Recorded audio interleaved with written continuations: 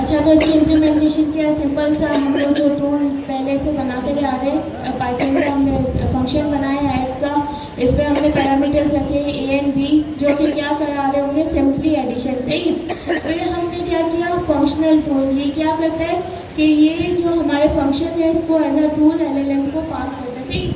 फिर हमने क्या करा कि ना वही सिंपल जो एजेंट की क्लास बनाई, हमने इस पर चीज़ें पास की, कौन कौन सी, नेम जो कि रिक्वायर्ड पैरामीटर है, फिर हमने इंस्ट्रक्शंस पास की, फिर हमने इस एजेंट को कॉल करवाने के लिए रनर की क्लास कॉल करवाई, उस पर हमने कौन सा रन सिंक का मेथड कॉल करवाया। रन सिंक का मेथड भी हमें पता है कि सिंक्रोनस चलता है। फिर हमने इसमें क्या क्या पास करवाया, स्टार्टिंग एजेंट एंड जो यूज़र का इनपुट होता है, जो भी यूज़र क्वेरी होगी, सही। फिर क्योंकि हमारे पास थर्ड पार्टी एलएलएम है, तो हमने एक्स्ट्रा कॉन्फ़िगरेशन है वो हमने इम्प्लीमेंट करके पास कर दी। ये हमें चीज़ें काफ़ी अच्छे से और काफ़ी पहले से पता है, सही। अच्छा, तो अब है ना, इस पर इस एनेबल कैसे इम्प्लीमेंट होगा? इसमें पहले हम डीबग करके देखते हैं, जो हमने पिछली क्लास में पढ़ा था इनेबल वर्बोस, इसको मैं आपको कॉल कर दूँगा। तो इससे होगा क्या, जो पीछे जो भी चल रहा होगा ना वो हमें दिखेगा, ठीक है, विजुलाइज होगा। तो हम क्या करते हैं, इसको कॉल चलाते हैं प्रोग्राम को।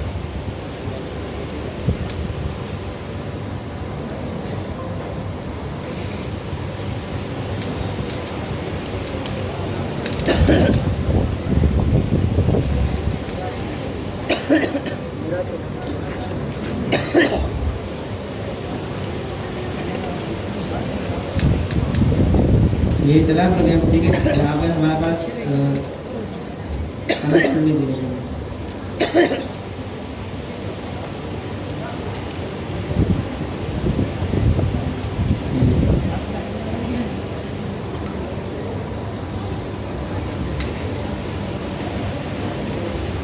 तो यहाँ पे देखें system prompt, user prompt, tools की बात, ये तो हम देखते आ रहे हैं कि ये सारी चीज़ें जारी होती है रनर के पास। अब देखिए यहाँ पे टूल स्कीमा जा रहा है, सही है, पूरा टूल का स्कीमा है। हमारा जो फंक्शन था ऐड वाला, वही यहाँ पे नेम ऐड बताया इसने, और बताया कि 2 पैरामीटर है, एक ए है दूसरा बी है, रिक्वायर्ड दोनों है, क्योंकि हमने यहाँ पे जो फंक्शन बनाया है इसमें रिक्वायर्ड दोनों थे, ये वाला दोनों रिक्वायर्ड पैरामीटर्स है। तो ये सारी चीज़ें एलएलएम के पास जा रही है, टूल्स के स्कीमा भी बन के आ रहा है और हमें सामने दिख रहा है। ये क्यों है, क्योंकि यहाँ पर जो फंक्शन टूल का डेकोरेटर बना है बैकेंड में, इसमें जो इस इनेबल एक की है, ये बाय डिफ़ॉल्ट ट्रू सेट की गई है। अगर हम यहाँ पे देखें तो ये दिखा भी रहा है ट्रू है, इसलिए ये क्या नाम है, एलएलएम का जो टूल का जो स्कीमा है वो हमारे एलएलएम तक पहुँच रहा है। अगर हम इस इनेबल को फॉल्स कर देना, जैसे मैंने इसको फॉल्स कर दिया, अब क्या होगा, आप लोग पता है क्या होगा,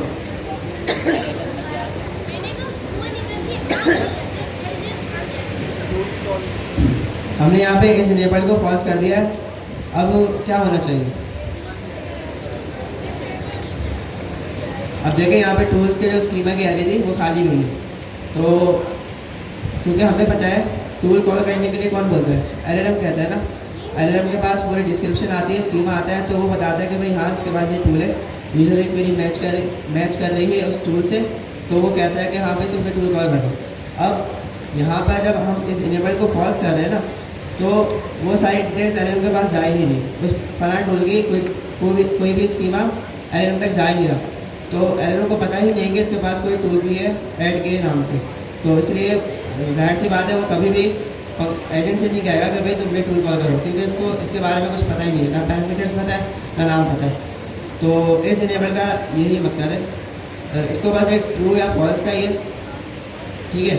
जैसे हमने एजेंट के अंदर डायनेमिक इंस्ट्रक्शंस में पढ़ा था कि हम डायरेक्ट स्ट्रिंग में भी इंस्ट्रक्शन दे सकते हैं और एक फंक्शन बना के भी इंस्ट्रक्शन दे सकते हैं।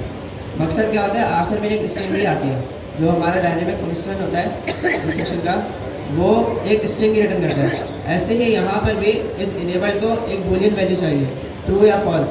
अब वो हम डायरेक्ट दें या फिर हम एक फंक्शन बनाएं और वो फंक्शन रिटर्न करें ट्रू या फॉल्स। तो ये दोनों तरीके हम दोनों उसको आखिर में बूलियन वैल्यू ही मिलेगी और वो उसी बिहार पे डिसाइड करेगा कि भाई मुझे एलएलएम तक ये टूल पहुँचाना चाहिए या नहीं पहुँचाना चाहिए। इसको हम फंक्शन के थ्रू भी देख लेते हैं।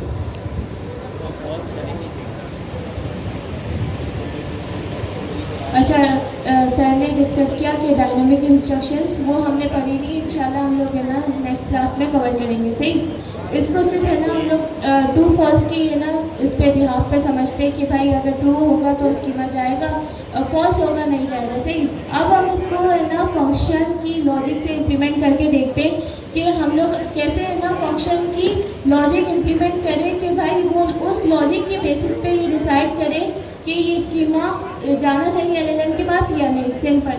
सही, अब इसको इम्प्लीमेंट करके देखते हैं।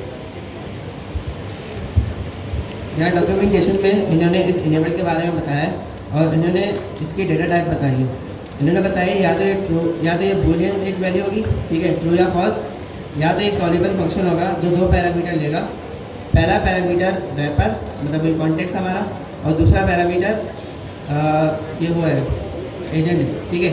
ये नए अपडेट के बाद एजेंट बेस आ गई नई चीज़, तो ये दूसरा पैरामीटर क्या लेगा, एजेंट लेगा। फिर रिटर्न क्या करेगा, ये एक बूलियन वैल्यू रिटर्न करेगा। अब उससे शुरू में उसके स्टार्टिंग में लिखा हुआ है मे बी अवेटेबल, इसका क्या मतलब है, किसी को पता है जी? मे बी अवेटेबल का मतलब ये है कि हमारा जो फंक्शन है, कॉलेबल का मतलब फंक्शन, जो हमारा फंक्शन है वो सिंक्रोनस भी हो सकता है और एसिंक्रोनस भी हो सकता है। तो पूरा स्ट्रक्चर हमारे सामने, हम इस स्ट्रक्चर को फॉलो करते हुए एक फंक्शन बनाते हैं। मैं यहाँ पे एक सिंक्रोनस फंक्शन बनाता हूँ।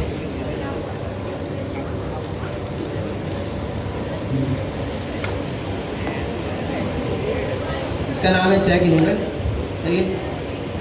स्ट्रक्चर में क्या था, पहले पैरामीटर में क्या होगा, कॉन्टेक्स्ट आएगा। तो हम क्या करते हैं, इसको इनपुट करा लेते हैं।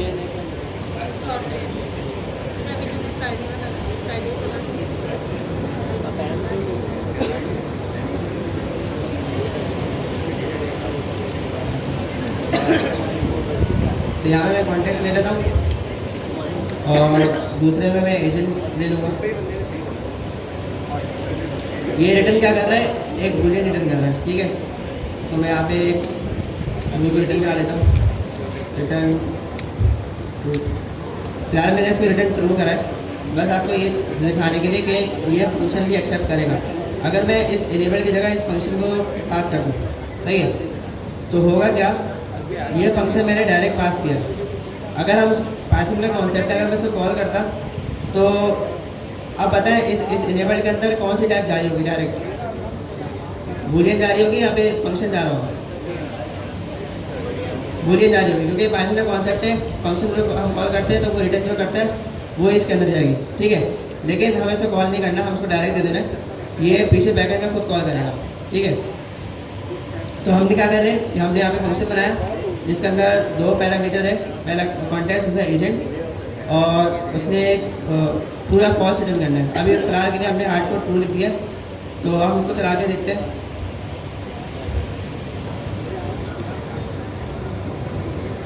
स्कीमा जाना चाहिए नहीं जाना चाहिए, हाँ स्कीमा देखें यहाँ पे एलएलएम के पास टूल का स्कीमा पहुँचा है, वो इसलिए गया है क्योंकि हमने यहाँ पे ट्रू दिया।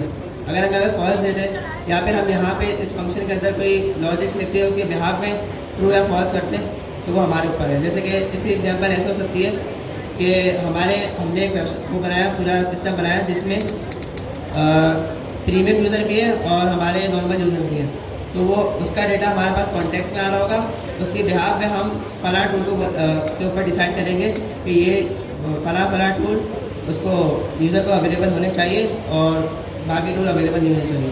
तो उस बिहाफ पे हम यहाँ पे रिटर्न ट्रू या फॉल्स कर सकते हैं। इसमें कोई सवाल? अच्छा, इसको दोबारा रिपीट करते हैं। सही, हमने ना सिंपली पहले क्या देखा कि इस एनेबल में हमने ट्रू और फॉल्स डायरेक्ट पास करके देखा। ट्रू हुआ तो क्या स्कीमा जाएगा और फॉल्स हुआ तो सही। फिर हमने इसको एज अ फंक्शन में हमने अपनी है ना, पहले यहाँ पे तो स्टैटिक लॉजिक लगी हुई है सिंपली कि हमने रिटर्न देना ट्रू करवा दिया। सही, इसको है ना लॉजिकली सोचे एक है ना बिजनेस सिनेरियो से, वो क्या कि हमारे पास एक ऑर्गेनाइजेशन है, सही, उसमें हमारे पास एक आता है नॉर्मल यूज़र और एक आता है प्रीमियम यूज़र। सही, प्रीमियम यूज़र की क्या है ना जो फैसिलिटीज़ है वो नॉर्मल यूज़र के इक्वल होगी या एडवांस होगी।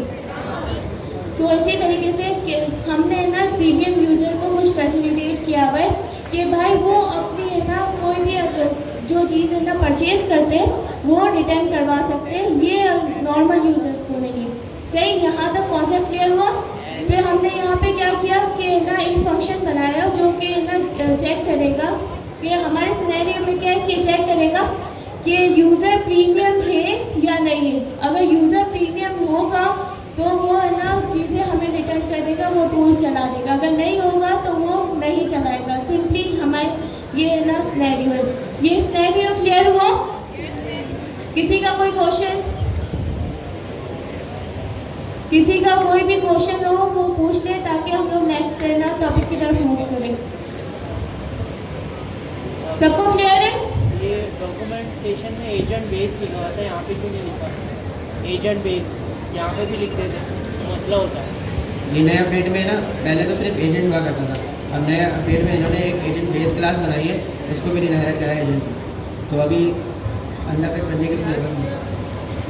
अच्छा, इस इनेबल का सिंपल तरीके से हम ये कह सकते हैं कि कंडीशनल बेस पे फिर हम करेंगे काम। तो ये लेट सपोज जिस तरीके से अभी हमने फिर से वो रिपीट करा कि कुछ ऐसे भी यूज़र होंगे जो बेसिक यूज़र्स होंगे, कुछ होंगे प्रीमियम यूज़र्स, तो उसमें कंडीशन नहीं अब एक तरीके से नहीं हो रहा था। सिंपल अगर हम फंक्शन टूल्स वगैरह बना रहे थे तो इस इनेबल की वजह से ये हुआ कि हम कंडीशन के मुताबिक हम काम कर सकते हैं।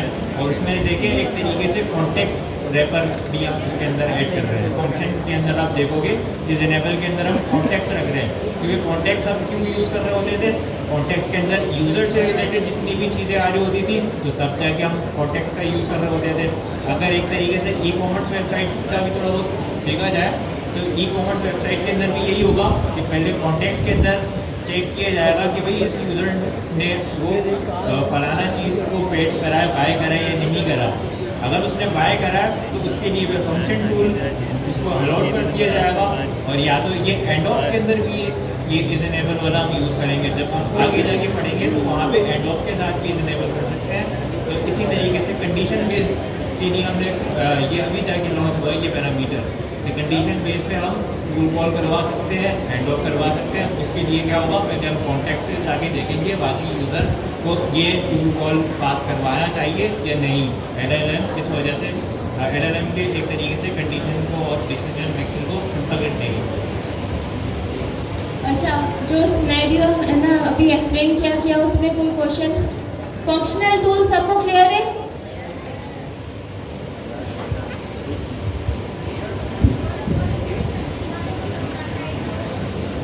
कोड इम्प्लीमेंट करके दिखा दो, कैसे करके दिखा दो मतलब?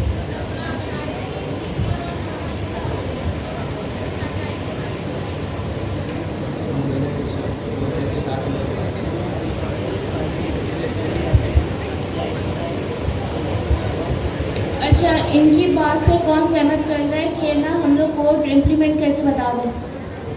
सही, हम लोग है ना प्रीमियम यूज़र वाला जो हमने सिनेरियो बताया वो उसको इम्प्लीमेंट करके बताते कि सिंपली है ना एक क्लास बना ले। क्लास हम कौन सी बनाते हैं, कौन सी बना सकते हैं? पाइडेंटिटी की और दूसरी सही, एक है ना क्लास बनाते हैं प्रीमियम यूज़र के नेम से या प्रीमियम यूज़र।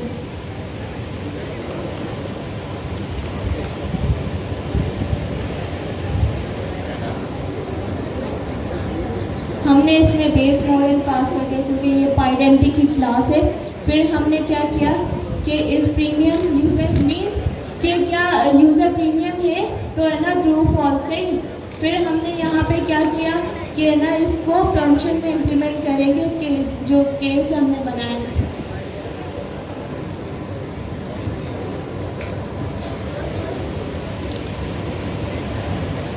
पहले हम लोग है ना फंक्शन की वो जो लॉजिक है प्रीमियम यूज़र वाली वो लगाते हैं कि हमारा फंक्शन है जो है ना चेक करेगा नेबर वाले। इसका हम लोग जो सिनेरियो बेस्ड नेम है उसको चेंज कर देंगे। पहले चेंज कर ले, इसका नेम भी चेंज कर ले। चेक अनेबल वाले इसको साथ साथ आप है ना बताते जाए कि आप क्या इम्प्लीमेंट कर रहे हो।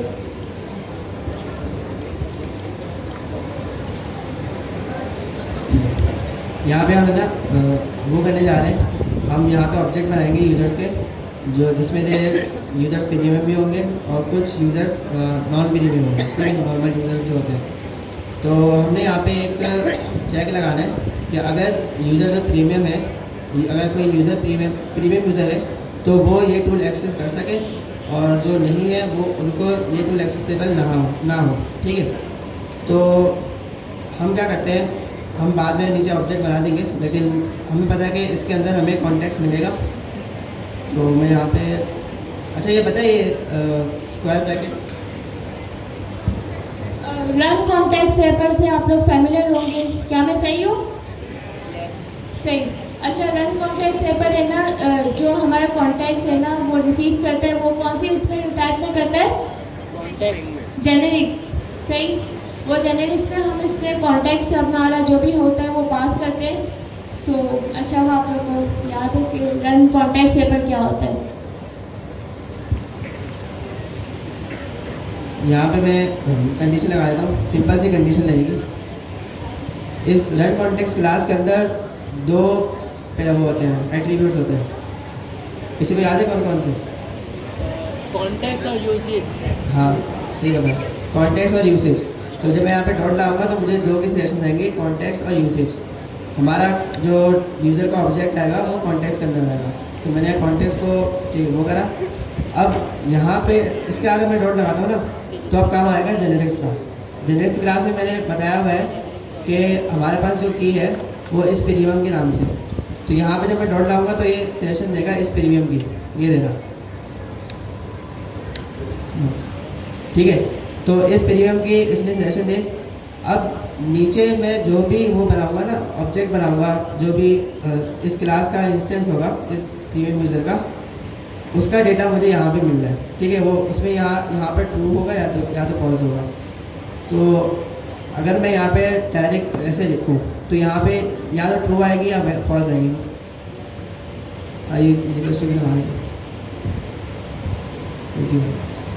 तो मैं यहाँ पे कर देता हूँ रिटर्न ट्रू, सही है। अगर हमारा यूज़र प्रीमियम यूज़र है, ठीक है, ये जो वेरिएबल है उसकी वैल्यू ट्रू है, तो यहाँ पर हमें ट्रू रिटर्न हो जाएगा। अगर ऐसा नहीं है तो यहाँ पर हमें फॉल्स रिटर्न हो जाएगा। तो अब यहाँ पर क्या होगा, ये जो इस इनेबल का चेक लगाया हमने, चेक प्रीमियम, वो क्या करेगा, अगर हमारा यूज़र का जो ऑब्जेक्ट आया है वो अगर उसमें इस प्रीमियम वाले की में ट्रू वैल्यू है तो ये वाला टूल को वो एक्सेस कर सकता है। अगर ऐसा नहीं है तो वो इस टूल को एक्सेस नहीं कर पाएगा, क्योंकि एलएलएम तक उसका स्कीमा जाएगा नहीं, ये हमने देखा था। तो अब हम क्या करते हैं, यहाँ पे यूज़र का ऑब्जेक्ट बनाते हैं।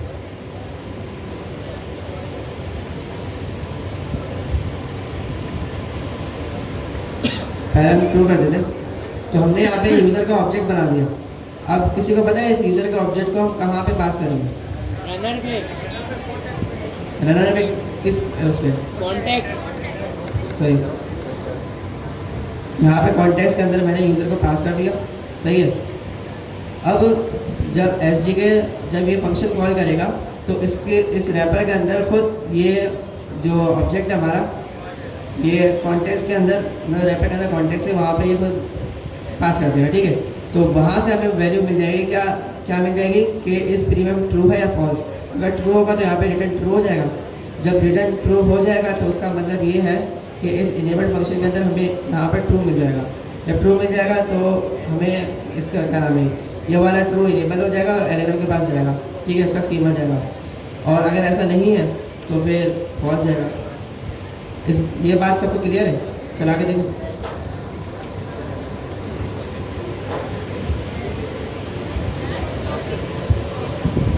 अच्छा, तो हम लोग एक सिनेरियो देख रहे थे, उसमें क्या देख रहे थे, एक तो हमारे पास आते हैं नॉर्मल यूज़र और एक आते हैं प्रीमियम यूज़र। अगर यूज़र प्रीमियम है तो ये टूल चला दो, वरना नहीं चलाओ, सही। फिर हमने क्या किया कि सिंपली हमारी क्लास बनाई, उसमें हमने ना प्रीमियम यूज़र के नेम से क्लास बनाई। हमें पता है कि भाई हम क्लास है ना या तो पाइडेंटिक की बनाते हैं या तो डेटा क्लास की बनाते हैं, सही। वो कोड शो कर रहा है। हमने प्रीमियम यूज़र के नेम की क्लास बनाई, उसमें हमने क्या एट्रीब्यूट रखा कि इस प्रीमियम और इसको बुलियन में पास कर दिया, सही। फिर हमने यहाँ पे एक फंक्शन बनाया चेक प्रीमियम के नाम से, उसमें हमने रैपर पास किया।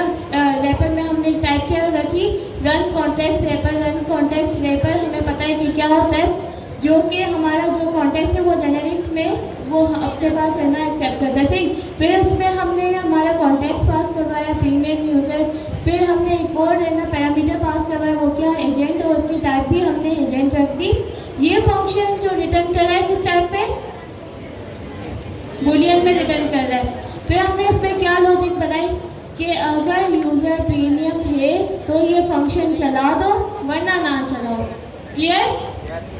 फिर हमने ये चीज़ें ना इम्प्लीमेंट कर दी, वही सेम कोड का टूल्स बनाया था और है ना एजेंट वगैरह जो भी हमने बनाया था। जो न्यू चीज़ें इम्प्लीमेंट की थी कि हमने जो क्लास बनाई थी उसका ऑब्जेक्ट बनाया, उसका इंस्टेंस बना दिया, सही। फिर उसमें हमारी प्रीमियम यूज़र की क्लास कॉल करवाई और उस पर हमने वैल्यू पास कर दी ट्रू के नेम से। फिर हमने क्या किया कि भाई हमारी सारी चीज़ें सेट है, अब है ना AI एजेंट को रन भी करवाना होता है, सही। उस पर हमने स्टार्टिंग एजेंट जो कि हम पहले से इम्प्लीमेंट करते हुए आ रहे, यूज़र इनपुट, रन कॉन्फ़िग जो थर्ड पार्टी LLM का जो हम लोग इम्प्लीमेंट करते हैं। एडिशनल चीज़ क्या है, क्या है कॉन्टेक्स्ट, क्या हमने पास किया हुआ है, सही। अब इसको चला के देखते हैं क्या ये चल जाएगा, क्या ये चल जाएगा, इसकी आवाज़ आएगा। कौन बोलता है कि नहीं जाएगा। अच्छा एक है ना क्वेश्चन करते, जाएगा वाले ज़्यादा है, सही है। मैं किसी को भी है ना पूछती हूँ कि क्यों जाएगा। अच्छा सर ब्लैक शर्ट, सर जी आप आपके क्लासेस वाले क्या ब्लैक शर्ट रेड के पीछे वाले जो जी जी आप, तो आप बताएं क्या ये स्कीमा जाएगा, क्यों जाएगा।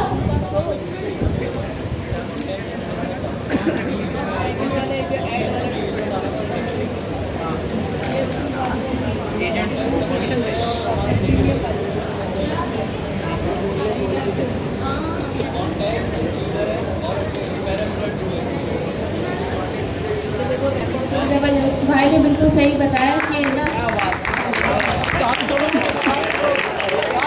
ना इसको रन करके देखते हैं कि भाई ये चलेगा भी या नहीं चलेगा।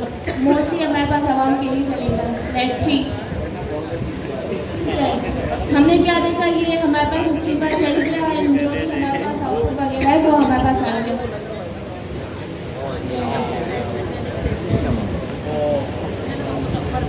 तो हमारे पास इजीली चल गया था। ये जो एरर था वो मॉडल वगैरह का इशू था, हम लोग यूज़ कर ओवरलोड हो गया था। अच्छा ये एरर है ना डिबगिंग करना हमें आना चाहिए, तो हम लोग कहीं फंसे ना, सही। हमने क्या देखा कि भाई इजीली हमारे पास स्कीमा चल गया और है ना जो हमारे पास आउटपुट है वो आ जाएगा। अच्छा इसमें किसी का इशू, ये कॉन्सेप्ट अब क्लियर हुआ जी। आपको बोला कि आइडेंटिटी से भी बना सकते हैं और डेटा क्लास से भी बना सकते हैं। फॉर एग्जाम्पल हम डेटा क्लास का डेकोरेटर उस क्लास के ऊपर लगाएं तो कौन सी प्रॉपर्टी अप्लाई होगी उस कॉन्टेक्स्ट के अंदर, आइडेंटिटी की या डेटा क्लास की। अगर दोनों चीज़ें लगाएं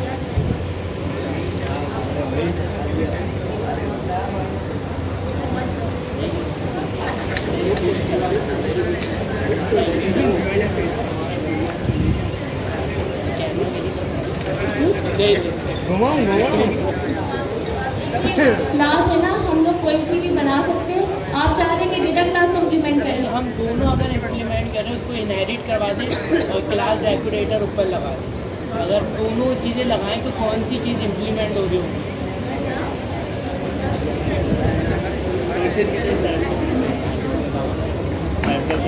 दोबारा मुझे मस्त हमने जो डेटा क्लास बनाएंगे ना, क्लास जो बनाएंगे उसमें हमने आइडेंटिटी का बेस मॉडल इनहेरिट करवाया, वो भी करवा दें और डेटा क्लास का डेकोरेटर भी करवा दें। एक क्लास है, हम दोनों चीज़ें यूज़ नहीं कर वैसे सकते। दोनों चीज़ भी इम्प्लीमेंट हो रही है ना उसमें, एरर तो आ नहीं रहा।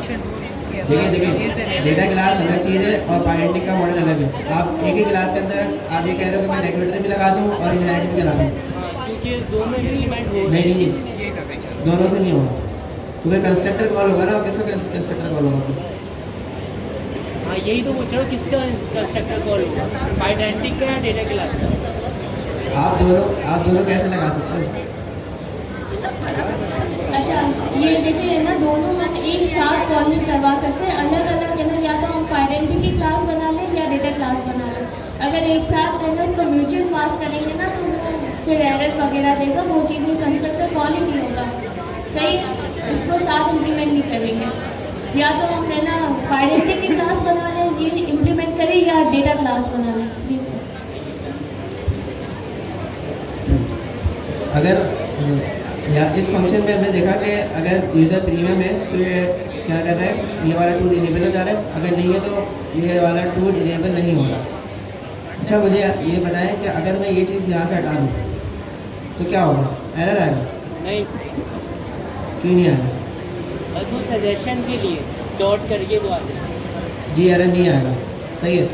और यहाँ पे अगर हम जेनेरिक्स लगाते हैं ना, तो उसका फ़ायदा ये होता है कि मुझे यहाँ पे आईडी वो दे रहा होता है नाम में। अब देखिए यहाँ पे इस इंटेलिजेंस दे रहा है, इस प्रीमियम मुझे बता रहा है, सही है। अगर मैं यहाँ पे ये नहीं लगाता, सही है, मैंने यहाँ पे आप जेनेरिक्स यूज़ नहीं करी, तो यहाँ पे मुझे कोई सजेशन नहीं आएगी। दूसरी चीज़ ये है, अगर मैं ये टाइप डिफाइन ही ना करूँ,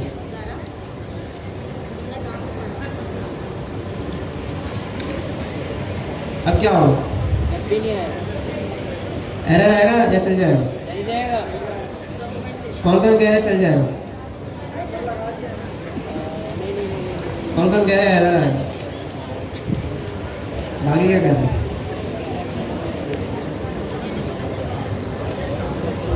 ये चलेगा या नहीं चलेगा?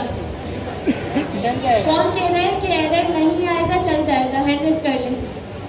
एंड कौन कह रहा है कि एरर है ना थ्रो करेगा? इसको चला के देख लेते हैं कि भाई कौन से सही है कौन। अच्छा देखिए, एग्जाम से ना हमारे पास बहुत करीब आ चुके हैं, हमें ना सिंसियर होकर टॉपिक है ना कवर करने, सही। हम लोग है ना इंशाल्लाह पूरी कोशिश करेंगे कि हमारी जो लास्ट क्लास हो ना वो पूरी डिवीज़न बेस्ड हो, तो इसमें किसी के भी कोई क्वेश्चंस वगैरह है वो हम लोग है ना इम्प्लीमेंट करेंगे, लेकिन ये उस सूरत में होगा कि हम लोग हमारे टॉपिक है ना कंप्लीट कर लेंगे। तो आप लोग सिंसियर हो के है ना कंटेंट है ना पढ़ें। अगर किसी का कोई इशू हो तो आप लोग क्वेश्चंस करें। देखिए लेवल 2 एंड लेवल 1 एग्ज़ाम्स है, वो दोनों ही है ना बहुत डिफ़िकल्ट है, टॉपिक के बगैर कुछ भी कवर नहीं होगा। सो आई होप कि अब है ना आप लोग सिंसियर होके पढ़ेंगे, सही। हम लोग कहाँ ये जो इस इनेबल्ड वाली चीज़ है ना, ये आपको लेवल 2 में फ़ोन के आंसर हो जाएंगे, तो इसलिए थोड़ा देख के इसको है ना अच्छे से पढ़ें, इसकी सारी लॉजिक वगैरह अच्छे से देखें। तो यहाँ पे देखिए कोड चल गया, कोई एरर नहीं आया, क्योंकि हमें पता है कि पाइथन क्या है, डायनेमिक लैंग्वेज, ठीक है। लेकिन ये चीज़ मैंने इसलिए बताई, अगर हम ये चीज़ टूल कॉलिंग में करें, हम जो टूल बनाते हैं, जैसे कि मैं यहाँ पर ये टाइप ना डिफाइन करूँ, तो कोई मसला है, यहाँ पे ये भी सही चल जाएगा। बात तो वही है कि भाई ये भी फंक्शन है, ये भी फंक्शन है, क्वेश्चन है मुझे।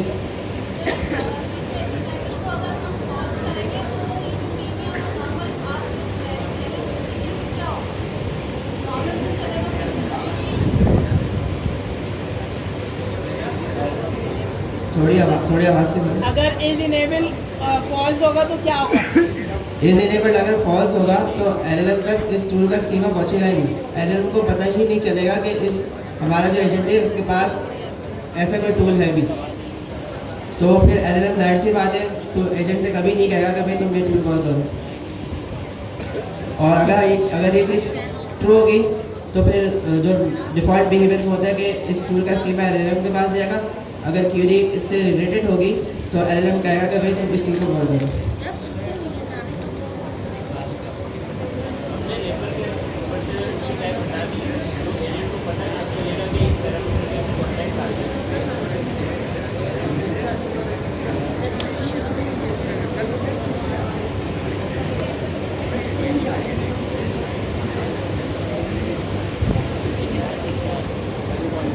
ये आप कॉन्टेक्स्ट का पूछ रहे हैं कि ये कॉन्टेक्स्ट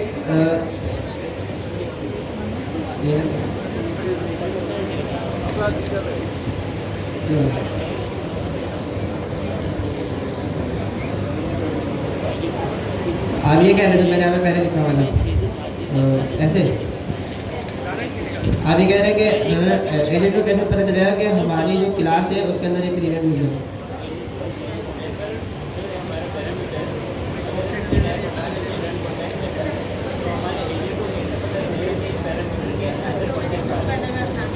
ये एजेंट को थोड़ी पता चल रहा है, ये तो हमारा इंटेलिजेंस इन्वायरमेंट है।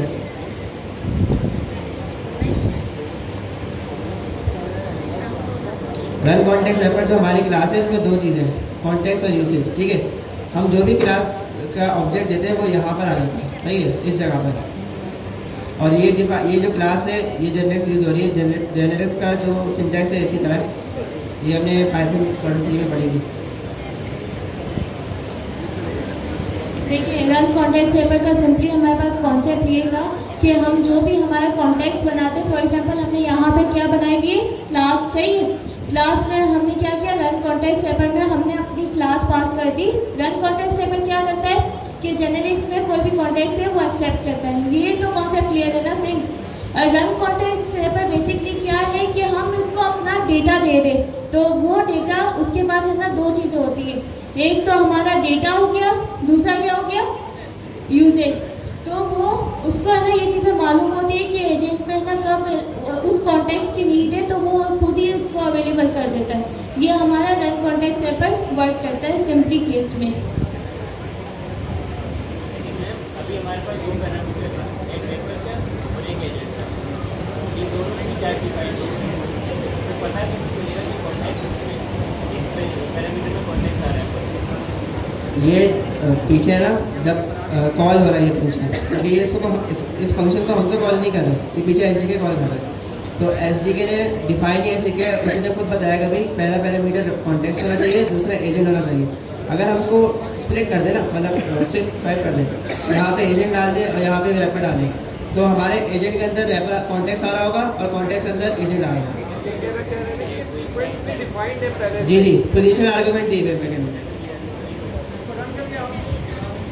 मैं आपको एक नज़र दिखा देता हूँ। मैं क्या करता हूँ, यहाँ पे ना इसकी जगह एजेंट लिख देता हूँ और इसकी जगह कॉन्टेक्स्ट वही रेफर लिख देता हूँ।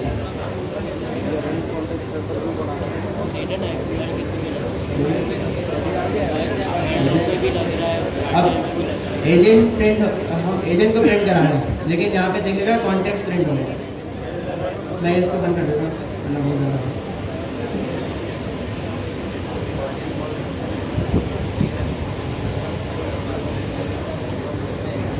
यहाँ पे देखें कॉन्टेक्स्ट की क्लास प्रिंट हुई है, रन कॉन्टेक्स्ट रेफर। उसमें कॉन्टेक्स्ट के अंदर हमने जो ऑब्जेक्ट दिया था रनर के अंदर वही वाला पास हुआ है, जबकि हमने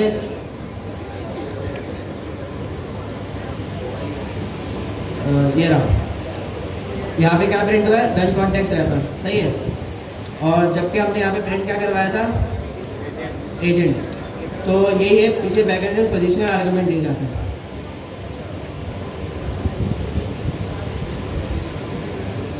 अच्छा, रन कॉन्टेक्स्ट रेफर का जो फीचर है वो हमें एसडीके ने स्पेशली असाइन किया हुआ है। किसी और अगर आप है ना उस पर इम्प्लीमेंट कर लोगे तो वो नहीं चलेगा, सही। रन कॉन्टेक्स्ट रेफर सबको क्लियर है।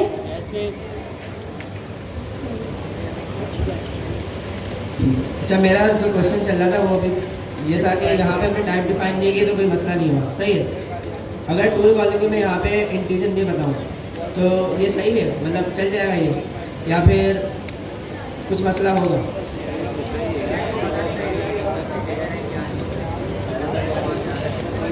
सही। देखिए, हमारा जो स्कीमा बनता है ना, स्कीमा में जो टाइप डिफाइन होती है वो इस सिग्नेचर की वजह से ही होती है।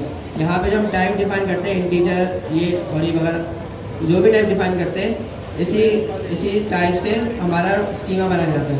तो स्कीमा में वो टाइप डिफाइन नहीं होगी, ठीक है। जब वो टाइप स्कीमा में डिफाइन नहीं होगी तो एलएलएम कंफ्यूज हो सकता है। अभी के लिए बहुत सिंपल केस है, तो हो सकता है कि एलएलएम इसका आंसर दे दे, लेकिन अगर आप कोई कस्टम अपना लॉजिक्स का कोई फंक्शन बनाते हैं तो उसमें वो कंफ्यूज हो जाएगा, वो फिर आपको मैसेज करेगा एज अ फाइनल आउटपुट। वो पूछेगा कि मुझे नहीं पता कॉन्टेक्स्ट लेवल क्या चीज़ है, तो उसको डिफाइन करो। तो ये होता है, ये आपको ट्राई करेगा, ठीक है। टूल के अंदर हमें लाजमी देनी होती है, बाकी जितने भी हुक्स वगैरह कुछ भी हो गया उसके अंदर हम एज अ बेस्ट प्रैक्टिस दे रहे होते हैं, लेकिन अगर ना दे तो कोई एरर नहीं आएगा। क्यों नहीं आएगा? क्योंकि हमारी जो पाइथन है वो डायनेमिक लैंग्वेज है और इससे कोई मसला नहीं है कि हम टाइप डिफाइन करें ना करें। टूल केस में स्पेशल केस है कि हमें टाइप डिफाइन करनी ही करनी है, क्योंकि इसी के बिहार पे हमारा स्कीमा जनरेट हो रहा है, हमारी डिस्क्रिप्शन बन रही है जो एलएलएम के पास जा रही है, फिर एलएलएम रिस्पॉन्स दे रहा है। अगर इसमें एक स्ट्रिंग हो और एक इंटीजर हो तो कर देगा प्लस? एक स्ट्रिंग हो और एक इंटीजर हो तो प्लस कर देगा? वो एलएलएम पे है। एलएलएम अगर उसको क्या नाम है उसमें पैरामीटर्स प्रोवाइड कर देता है तो यहाँ पर हमारे पास प्लस में तो एरर आ जाता है, पाइथन में तो एरर आता है। करके देख लें। और ये जो फाइनल हमने दिया है इंटीजर, इसको भी चेंज करना पड़ेगा या नहीं? देखिए यहाँ पे आप कुछ भी एक्सेप्ट कर रहे हो, एलएलएम वो तो दे देगा, सही है। उसके अंदर आप कोई भी लॉजिक लगा रहे हो वो आपके ऊपर है।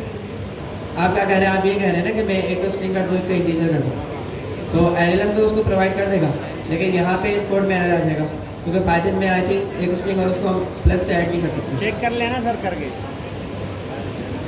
चले कह लें। अच्छा, ये काफ़ी अच्छी बात है कि हम डिफरेंट सिनेरियोज इम्प्लीमेंट करते हुए देख रहे हैं ताकि आप लोग के कॉन्सेप्ट है ना अच्छे से क्लियर हो। सो इसको भी देख लेते हैं कि ना आउटपुट हमारे पास क्या आता है या फिर एरर आता है। अभी हम ये देखते हैं कि इसने जो टाइप दी है वो क्या दी है।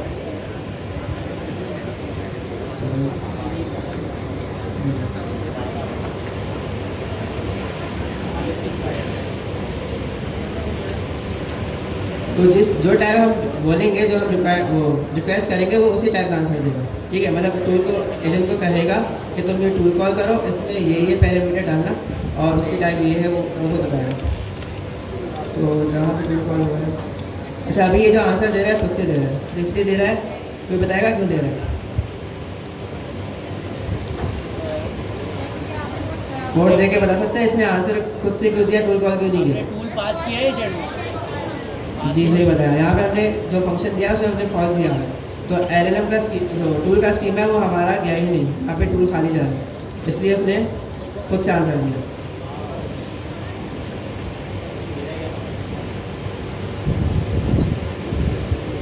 अच्छा, अगर है ना अभी हम लोग चलाते हैं, हमने क्या किया कि ट्रू है ना कर दिया रिटर्न में, तो कोई बता सकते हैं इसका आउटपुट क्या होगा?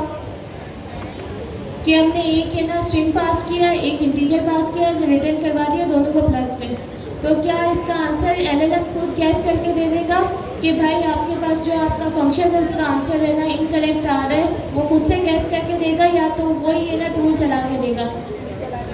टूल चला कर देगा।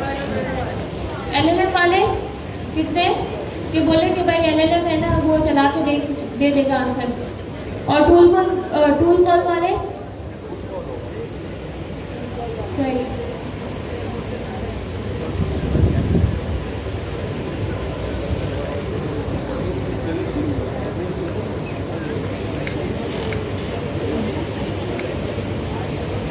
ये स्कीमा गया, 3 चीज़ें गई एलएलएम के पास। एलएलएम ने अभी भी इसको टूल को कॉल नहीं किया। क्यों नहीं किया? आई थिंक इसलिए नहीं किया कि हमने शायद, वो एलएलएम के ऊपर डिपेंड करता है, एलएलएम दिमाग है, ठीक है, वो खुद से डिस्कशन लेता है। अच्छा, इसने ना मुझे फाइनल आउटपुट में कुछ और दिया है। इसने क्या दिया है कि the available tools can not perform this calculation. इसका मतलब है कि टूल कॉल नहीं हुआ, ना टूल कॉल किया, लेकिन उसने स्कीमा को देखते हुए बता दिया, बोल दिया कि भाई ये टूल जो है मुझे है ना सही से वो नहीं दे रहा। हाँ, ये खुद बता रहा है कि देखिए required the string and N integer not 2 integers. तो ये एलएलएम जो वो आप पे डिपेंड करता है कि आप एलएलएम कौन सा यूज़ कर रहे हैं। जेमिनी काफ़ी स्मार्ट है, अगर आप बहुत कोई हल्का एलएलएम यूज़ करते हैं तो हो सकता है कि वो आप पे टूल कॉल करवा दे। वो एलएलएम क्या होता है, डिटरमिनिस्टिक नहीं होता ना, वो कभी कुछ आंसर देगा कभी कुछ आंसर देगा, आप उसके ऊपर रिलाई नहीं कर सकते। इसको एक तरीके से कर सकते हैं कि हम उस पर लाजिम कर देंगे कि तुम टूल कॉल करो ही करो, लेकिन वो एक अलग टॉपिक है, वो हम इंशाल्लाह नेक्स्ट क्लास या किसी और क्लास में कवर करेंगे। अच्छा, तो है ना, अगर हमें ये करना हो कि भाई हम एजेंट को बोले कि ये टूल कॉल करवाओ ही करवाओ, तो हम क्या करते हैं, सिंपली जो इंस्ट्रक्शन होती है, एजेंट का पर्सोना होता है, हम उसमें वो चीज़ें डिफाइन करते हैं। तो वो टॉपिक है ना प्रॉम्प्ट इंजीनियरिंग में आता है। इंशाल्लाह अगर हमारे पास क्लास बची तो हम लोग प्रॉम्प्ट इंजीनियरिंग कवर करवाएंगे 1 आवर। जी जी। अच्छा, ये जो फंक्शन में जो डेटा टाइप दिए और स्ट्रिंग, अगर वो नहा दे और डॉग स्ट्रिंग के अंदर जो आर्गूमेंट आता है ARGS, इसमें हम डिफाइन करते हैं कि पैरामीटर ये होगा, दूसरा ये होगा, तो फिर उसमें स्कीमा बनेगा फिर प्रॉपर। ARGS नहीं होता आर्गूमेंट जो इसके अंदर डॉग स्ट्रिंग के अंदर जो डिफाइन करते हैं। आप ये कह रहे हैं कि मैं एक फंक्शन बनाऊँ बगैर पैरामीटर के और उसके डॉग स्ट्रिंग नहीं, में। आप पैरामीटर दें जो डेटा टाइप दी हुई ना इंट और str, जी वो आप बोल रहे हैं अगर नहीं देते तो बाद में मसला होता है आगे। जी। अगर वो ना दें और इसके डॉग स्ट्रिंग के अंदर हम ARGS जो होता है आर्गूमेंट, जी, जी। उसमें डिफाइन करते हैं सारी चीज़ें, तो फिर स्कीमा बनेगा प्रॉपर। नहीं, स्कीमा में जो जहाँ जिस जगह पे टाइप आती है ना, यहाँ पे डिफाइन होता है कि भाई ये फला पैरामीटर है, उसकी टाइप ये है, उस जगह पे टाइप नहीं आएगी। जैसे कि यहाँ पर लिखा हुआ है ना कि ये टाइप ए है, ये इंटीजर है, यहाँ तो नहीं आने वाली, यहाँ पर टाइप नहीं आएगी। लेकिन यहाँ पे जो डिस्क्रिप्शन होती है ना, यहाँ पर आपका वो डेटा वो आ जाएगा कॉन्टेंट, और हम आर्गूमेंट्स के भी डिस्क्रिप्शन लगा सकते हैं। तो यहाँ पे एक नया पैरामीटर आ जाता है डिस्क्रिप्शन के नाम से, तो वहाँ पर भी आ जाएगी, लेकिन इस टाइप के ऊपर वो नहीं आएगा इंटीजर। अब ये आप लोग देखें कि भाई पीछे कैसे सेट हुआ है कि अगर हम इसको नहीं देते और डिस्क्रिप्शन में दे दें तो चलेगा कि नहीं चलेगा, ये आप लोग चेक करके आएगा। अच्छा, इसको है ना डिफरेंट सिनेरियोज़ के साथ एंड डिफरेंट चीज़ें इम्प्लीमेंट करके, जो भी माशाल्लाह से यहाँ पे बहुत ज़्यादा वो सजेशंस आई थी, हमने यहाँ पे इम्प्लीमेंट की। देखिए 100% हम लोग नहीं कर सकते, जाहिर सी बात है। तो आप लोग के माइंड में कोई भी सिनेरियो है कि भाई हम लोग ये चेंजेस करें तो ऐसा इसका रिस्पॉन्स क्या आएगा, तो आप लोग साथ साथ इम्प्लीमेंट करते रहिए करें, ताकि आप लोग के हैंड्स ऑन है ना बहुत ज़्यादा बेस्ट हो और एग्ज़ाम से ना अच्छे से कवर हो।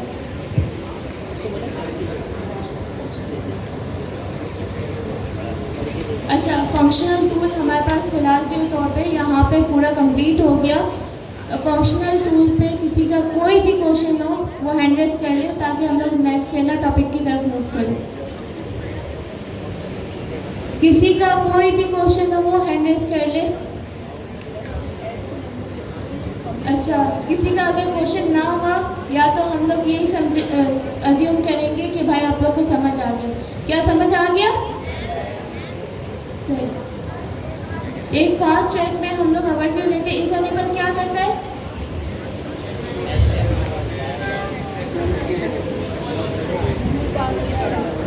उसमें हम लोग है ना या तो ट्रू फॉल्स करते हैं। क्या हम लोग फंक्शन की है ना लॉजिक लगा सकते हैं? सही।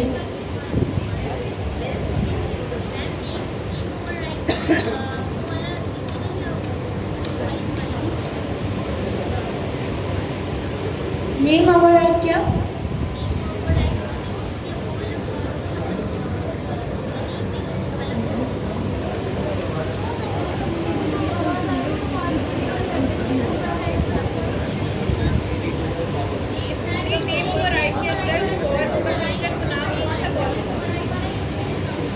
अगर हम लोग नेम ओवरराइड है ना पास करते हैं, तो आप ये कहिए कि नेम ओवरराइड वाला टूल का नेम पास होगा या फिर उसका जो फंक्शन का ओरिजिनल है। तो ऑब्वियस सी बात है कि नेम ओवरराइड वाला ही पास होगा। सही। इसके अलावा कोई किसी का क्वेश्चन?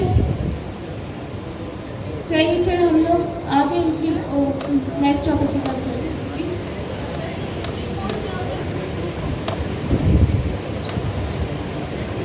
स्ट्रिंग मोड एक चीज़ है, मतलब यहाँ पे एक फ्लैग लगा हुआ है जो क्या है, ट्रू या फॉल्स दे दिया इसमें हम। ये आप इसको ऐसे समझ लें कि कभी कभार हम अपने डेटा टाइप में, चाहे वो एजेंट की हो या फिर किसी टूल की पैरामीटर्स की हो, कोई चीज़ हम ऑप्शनल रखते हैं या डिफ़ॉल्ट रखते हैं। हमने पढ़ा है पाइथन में कि डिफ़ॉल्ट पैरामीटर्स भी होते हैं और ऑप्शन वगैरह भी ये सब भी होते हैं। तो स्ट्रिंग मोड ट्रू होता है बाय डिफ़ॉल्ट। इसका मतलब ये है कि जब भी टूल कॉल होगा बेशक हमारा जो पैरामीटर है वो डिफ़ॉल्ट पे सेट हो, वो हमेशा लाजमी उस पैरामीटर में वैल्यू देगा, ठीक है एलिमेंट, वो सबको एज अ रिक्वायर्ड मानेगा, मतलब वो लाजमी देगा स्टेट मोड ऑन होगा तो।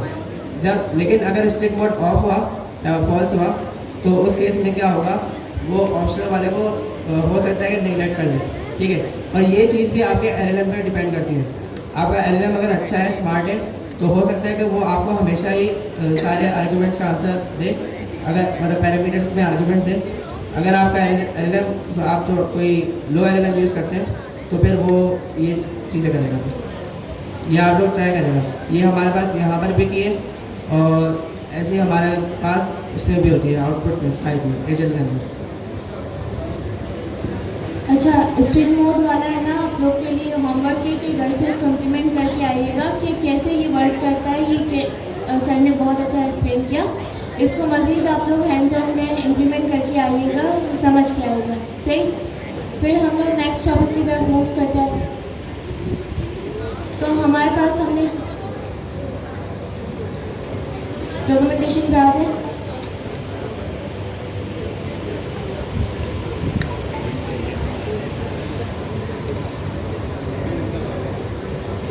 हमने ना यहाँ पे फंक्शन कॉलिंग करवा ली, बहुत डिटेल से हमने चीज़ें देखी कि हम लोग है ना कैसे फंक्शन बनाते हैं, उसको टूल ऐसा कैसे पास करते हैं। फिर हमने ये देखा कि फंक्शनल टूल में हम लोग क्या क्या पैरामीटर पास करते हैं। नेम ओवरराइड क्या होता है, डिस्क्रिप्शन ओवरराइड एंड फेलियर जो फंक्शन होता है इज अनेबल, एंड जो स्ट्रिक्ट मोड है वो आप लोग का होमवर्क है, सही। अब हम लोग मूव करते हैं एजेंट एज टूल में। एजेंट एज टूल कोई एक्सप्लेन कर सकते हैं ये क्या होता है? सिंपली हमारे पास एक लॉजिक होती है कि क्या हम लोग एजेंट बनाते हैं, सही, उसको दूसरे एजेंट में एज अ टूल हम लोग पास करते हैं। अच्छा, तो आप लोग के कोई है ना किसी के भी क्वेश्चन होगा कि भाई अगर है ना हम लोग ये चीज़ सेम है ना हैंड्स ऑफ में भी कर रहे हैं, यही चीज़ हम लोग एजेंट एज अ टूल में करें, किसी का कोई क्वेश्चन है? सही, इसको हम लोग है ना इसको देखते हैं जब हैंड्स ऑफ का टॉपिक पढ़ेंगे। इसके कुछ है ना डिफरेंट पॉइंट होते हैं जो इन दोनों को एक दूसरे से अलग बनाते हैं। हम लोग काफ़ी डिटेल से ये चीज़ें करना कवर करेंगे, सही। अब हम लोग एजेंट एज अ टूल पे मूव होते हैं। देखिए, हमने है ना थ्योरी बेस तो पढ़ लिया कि क्या है, एक एजेंट का हम लोग दूसरे एजेंट में एज अ टूल पास करते हैं। इसको हम लोग चीज़ें अब है ना कोड में प्रैक्टिस करके देखते हैं, इम्प्लीमेंट करके देखते हैं। जी सर फसी, इस पर आप है ना कुछ ऐड करना चाहेंगे? एजेंट एज टूल सिंपल सा हमारे पास एक टूल होता है, मतलब एजेंट एज टूल, एजेंट के अंदर एक मेथड है एज टूल के नाम से, वो कॉल होता है। उसमें दो चीज़ें रिक्वायर्ड होती है, वो हम देखेंगे। फिर उससे क्या होगा, वो एक टूल रिटर्न करेगा, ठीक है। वो टूल हमारा जो एजेंट है जिसमें हमने फंक्शन लगाया है एज टूल मेथड कॉल किया है, उसी एजेंट को एक रनर के अंदर डाल के और उस इनपुट भी खुद देगा। वो हम सारी चीज़ें देखेंगे अभी ऐसे थ्योरेटिकल समझ ना है तो मसला नहीं है, अभी हम देखेंगे। तो फिर वही होगा कि हम एक एजेंट को एज ए टूल यूज़ कर सकते हैं।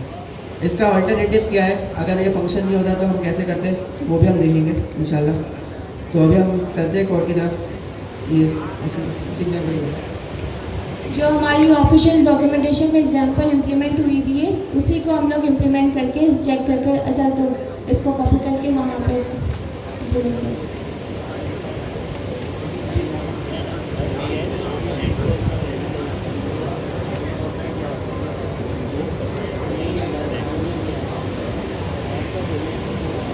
अच्छा, तो सबसे पहले हम लोग क्या करते हैं कि कोड को समझते हैं कि कोड में चीज़ें एक्चुअली हो क्या रही है। हमारे पास सिंपली है ना, हमारे पास क्या है कि सबसे पहले क्या है स्पेनिश एजेंट, सही। उसमें हमने नेम पास किया, इंस्ट्रक्शंस पास की। फिर हमारे पास दूसरा है फ्रेंच एजेंट, उसमें भी हमने पूरा नेम एंड इंस्ट्रक्शंस पास की हुई। फिर हमने एक ना एजेंट बनाया, कौन से, इसका नेम क्या है। फिर हमने यहाँ पे उसकी नेम पास की हुई, इंस्ट्रक्शंस पास किए हुए। अच्छा, एडिशनल चीज़ क्या पास की हुई है इसमें जी, हमने यहाँ पे टूल्स पास किए। उसके ना लिस्ट में हम लोग पास करेंगे वही जो हम लोग टूल्स फंक्शन कॉलिंग के तौर पे इस्तेमाल कर रहे थे। इसमें सिंपली हमारे पास क्या है एक हमारे पास एसडीके ने एक चीज़ बनाती है एज टूल करके, हम जो भी एजेंट हम लोग पास करते हैं उसको एजेंट एज टूल का मेथड कॉल करवाते हैं। तो वो हमारे पास कैसे इम्प्लीमेंट हो रही होती है कि हमारा जो एजेंट है वो किसी दूसरे एजेंट में एज अ टूल वर्क कर रहा होता है।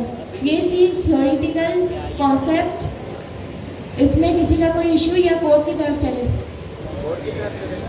सही, इसको सर कोड में इम्प्लीमेंट करवाएं कि कैसे बनता है। ये हमने डॉक्यूमेंटेशन से एग्जांपल उठाई है। इसमें कुछ नहीं है, 3 एजेंट बने। पहला एजेंट है स्पेनिश एजेंट, जो इसको कोई भी टेक्स्ट दिया जाएगा ये इसको स्पेनिश लैंग्वेज में कन्वर्ट करके आंसर दे देगा, सही है। दूसरा है फ्रेंच एजेंट, इसका काम भी वही है लेकिन ये फ्रेंच में ट्रांसलेट करेगा, ठीक है। फिर हमने बनाया एक ऑर्केस्ट्रेटर एजेंट, ये हमारा मेन एजेंट है, ठीक है। इसके पास ये दोनों एजेंट जो होंगे ये एज अ टूल जाएंगे। अब एज अ टूल वैसे नाम से भी पता चल रहा है कि हमें ये जो एजेंट होंगे ये जैसे हम टूल बनाते थे ना, कैसे बनाते थे, डेकोरेटर लगा के, वैसे ही यहाँ पर पैकेट में पीछे डेकोरेटर लगा के एक टूल बनाया जाता है और उसके अंदर रनर कॉल किया जाता है। उस रनर के अंदर इस एजेंट को पास कर दिया जाता है। वो अभी हम देखेंगे, अगर ये बात समझ जाए तो कोई मसला नहीं। फिर यहाँ पे दोनों एजेंट को हमने एज अ टूल पास कर दिया। अच्छा, इसमें हमने एक चीज़ नहीं देखी, वो ये है कि जब हमने इस एज टूल को कॉल किया तो इसके अंदर 2 पैरामीटर दिए हमने। पहला है टूल नेम, ठीक है, क्योंकि यहाँ तक तो हम एजेंट यूज़ कर रहे हैं ना, तो जब हम टूल बनाएंगे तो उसका भी कोई नाम होगा और ये वही नाम है जिस नाम को देखकर एलएलएम डिसाइड करेगा कि भाई इस टूल पे हमें इस टूल को कॉल करना चाहिए या नहीं करना चाहिए। दूसरी चीज़ है टूल डिस्क्रिप्शन, ठीक है। टूल डिस्क्रिप्शन में हमने टूल की डिस्क्रिप्शन दे दी, जैसे हम टूल कॉलिंग में दिया करते थे लॉग स्क्रिप्ट में, यहाँ पे डिस्क्रिप्शन ओवरराइड करके। तो ये 2 चीज़ें यहाँ पर एक्स्ट्रा ही है। जब हम एज टूल से बनाते हैं तो हमें ये 2 चीज़ें डिफाइन करनी पड़ती हैं, सही है। फिर हमने वैसे ही नॉर्मल जैसे हम करते हैं ऑर्केस्ट्रेटर एजेंट को रनर के अंदर कॉल करा के उसका फाइनल आउटपुट हम प्रिंट करा रहे हैं। इस कोड को चला के देखते हैं।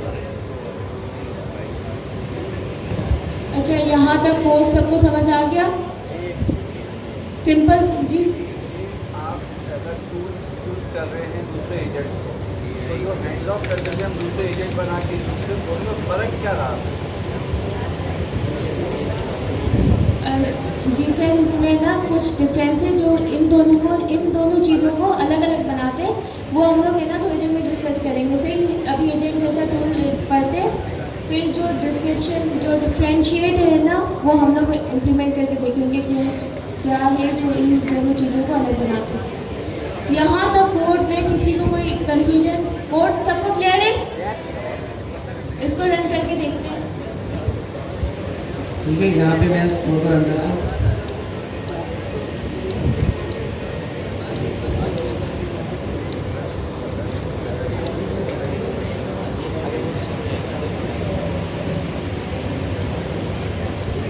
देखिए, यहाँ पर जो हमने डिस्क्रिप्शन दी है एजेंट को, ये जब एजेंट चलेगा ये उसकी इंस्ट्रक्शन है कि तुम्हारा पर्सोना क्या है, ठीक है। ये एजेंट जो आंसर देगा ये वाली इंस्ट्रक्शन उसके लिए। डिस्क्रिप्शन हमने इसलिए दी है कि जब एलएलएम टूल को कॉल कर रहा हो, जैसे हमें टूल कॉलिंग में भी पढ़ा था, फंक्शन टूल से जो हम बनाते थे टूल्स, उसमें भी हम डिस्क्रिप्शन देते थे। तो ये जो डिस्क्रिप्शन है ये जब ये टूल सेलेक्ट हो रहा होगा कि भाई जब ये टूल सेलेक्ट हो रहा होगा कि इस टूल को कॉल करना है, इसका नाम ये है, तो उस वक्त ये वाली डिस्क्रिप्शन देखी जाएगी। तो डिस्क्रिप्शन इसलिए हमने यहाँ पे दी डॉट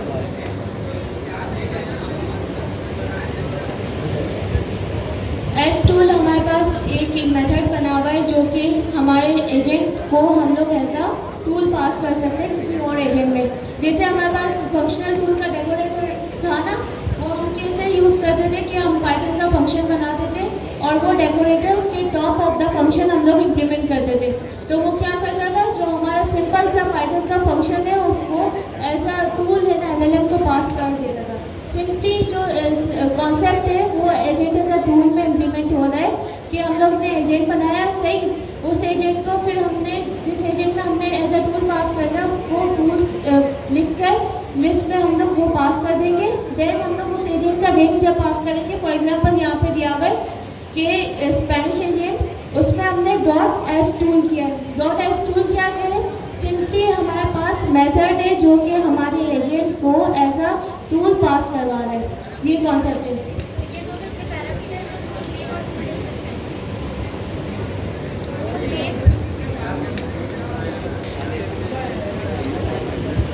आप क्या कह रहे हैं?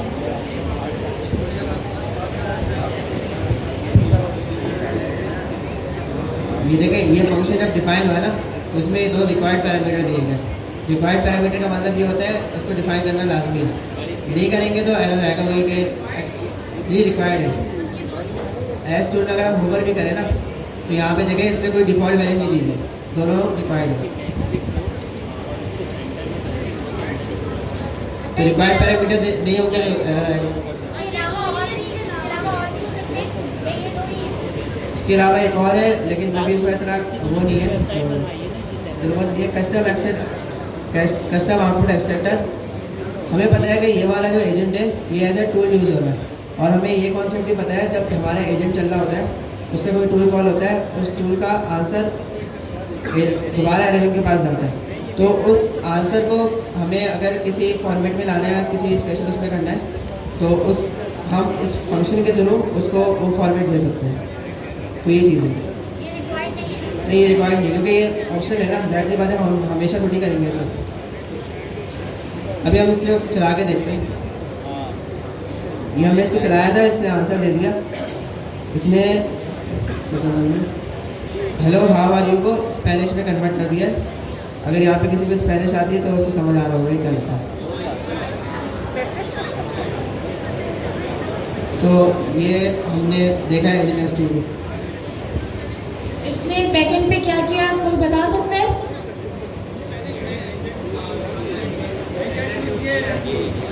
अच्छा, स्पेनिश वाला एजेंट एस टूल यूज़ किया है। ये क्यों यूज़ किया है? क्या यूज़र आउटपुट की इनपुट की बेस पर? हमारे कोड की बेस पर नहीं, यूज़र ने इनपुट किया है कि भाई ये ना जो भी इसने क्वेरी की है कि उसने स्पेसिफिकली लिखा है कि इसको आंसर स्पेनिश में दो, तो इसलिए उसने बैकएंड पे गया, एलएलएम का टूल कॉल कर रहा है कि भाई कौन सा सूटेबल टूल इस क्वेरी के लिए है। फिर उसने क्या किया कि सिंपली ये ना स्पेनिश एजेंट जो हमने इसका एज अ टूल पास किया है वो यहाँ पे उसने एलएलएम में कॉल करवा दिया, एंड हमारे पास सिंपली जो स्पेनिश में हमारे पास आंसर आ गया।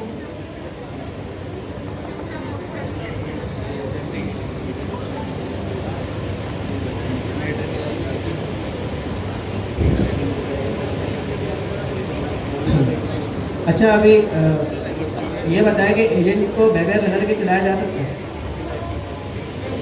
नहीं चलाया जा सकता। तो क्या लगता है, एस टूल पीछे रनर यूज़ कर रहा होगा?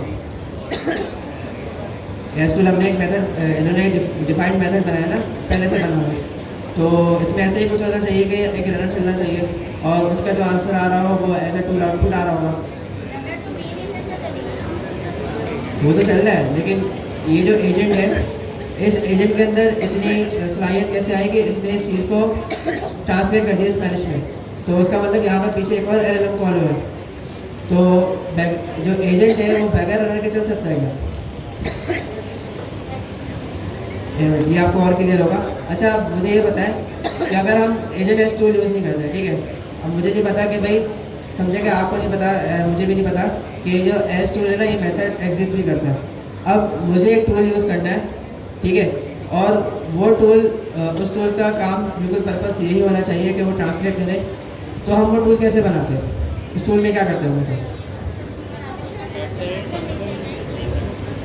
हम एक टूल बनाते हैं, उसके अंदर हम रनर का वो करते हैं, और जो यूज़र का इनपुट आ रहा होता है वो हम इस टूल के अंदर लेते हैं और कहते हैं कि भाई उसको फलां लैंग्वेज में ट्रांसलेट कर दो, और जो आंसर आता है उसे हम टूल का आउटपुट दे देते हैं। ऐसे ही बनता है ना? नहीं, टूल के अंदर हम रनर, वो हमारी मर्जी ना, हम कस्टमाइज़ बना रहे हैं, ये एसडी के पूरा कस्टमाइजेबल है। हम टूल के अंदर अपना रनर डिफाइन करें या टूल के अंदर हम एक अलग से वो कर दें, वो हमारी कॉम्प्लेक्सिटी के ऊपर है। तो हम चाह रहे हैं, जैसे कि अभी तक हम क्या कर रहे थे, ऐड का टूल बना रहे थे, ठीक है। इसमें क्या हो रहा था, यहाँ पे कोई सिंपल से टूल बना रहे थे जिसमें हमें डायरेक्ट आंसर मिल रहा था, लेकिन हमारे यूज़ केस पे डिपेंड करता है ना कि हम चाह रहे हो कि भाई टूल के पास भी एक दिमाग हो, वहाँ पर भी एक LLM कॉल हो रहा हो और वहाँ पर भी LLM जनरेटेड एक आंसर आ रहा हो।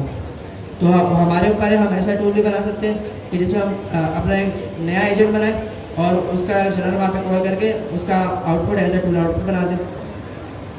ये किसने नहीं किया यहाँ पे?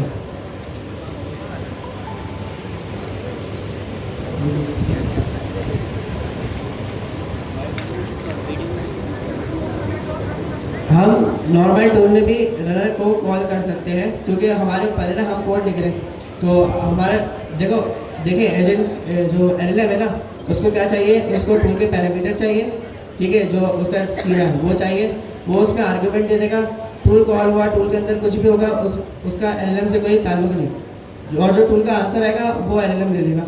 तो हमारी मर्जी है कि हम टूल के अंदर कुछ भी करें, हम अपना रनर कॉल करें, कुछ भी करें।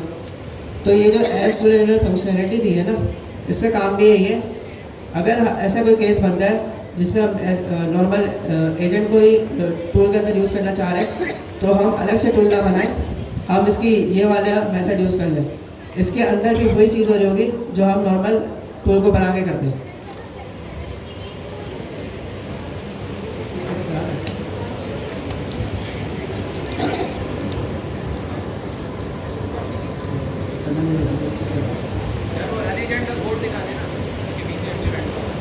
वो हर मतलब कोड कुछ देख लेंगे, बाकी लोग थोड़े वो देंगे, इसलिए मैं खोलना नहीं चाह रहा। दिखा दो मेरे नजर एक हम मैंने पहले एज टूल के अलावा एक चीज़ करके देखते हैं।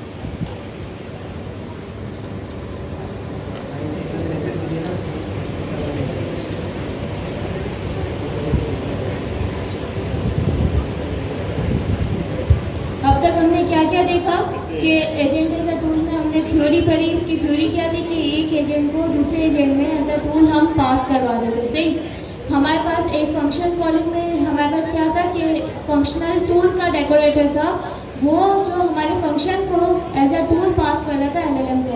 इसी तरीके से अगर हमारे पास एजेंट को हमें किसी दूसरे एजेंट में एज अ टूल पास करना है, तो हमारे पास SDK ने एक मेथड बनाया हुआ है .sTool करके, वो हम लोग यहाँ पे इम्प्लीमेंट करते हैं। ये क्या करता है, वही फंक्शनल कॉलिंग वाली चीज़ करता है कि हमारे एजेंट को एज अ टूल पास करता है LLM को, उसका स्कीमा वगैरह देता है। सही, हम यहाँ पे क्या क्या पास करते हैं, इसकी जो डिस्क्रिप्शन है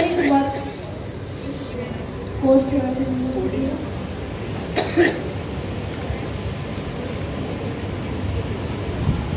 यहाँ पे हम जो चीज़ें हैं वो क्या है कि हमने क्या देखा कि हमने टूल्स पास किए, वही है ना सिंपली फंक्शनल कॉलिंग वाली चीज़ें कि हम लोग फंक्शनल कॉलिंग में भी क्या कर रहे थे, टूल्स इक्वल करके टूल्स को लिस्ट में पास कर रहे थे। सही, फिर इसी तरीके से हमने एजेंट एज अ टूल में देखा कि टूल्स को लिस्ट में पास कर रहे, बट यहाँ पे एक न्यू चीज़ थी, वो क्या है कि जो भी हमारा एजेंट है उसका नेम करके .sTool का जो मेथड है वो कॉल करवाते एंड उसमें हम जो रिक्वायर्ड चीज़ें क्या क्या रिक्वायर्ड है, टूल नेम और सही, हम लोग क्या करें, हम लोगों ने क्या किया कि टूल नेम है और डिस्क्रिप्शन जो कि रिक्वायर्ड है वो हम लोग पास करवाएंगे।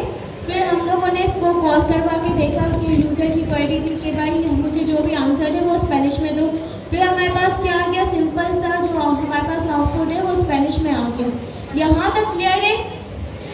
फिर हम लोग अब क्या इम्प्लीमेंट कर रहे हैं कि कस्टम फंक्शन बना के हम लोग चीज़ें इम्प्लीमेंट करके देख रहे हैं कि भाई ये चीज़ें कैसे इम्प्लीमेंट।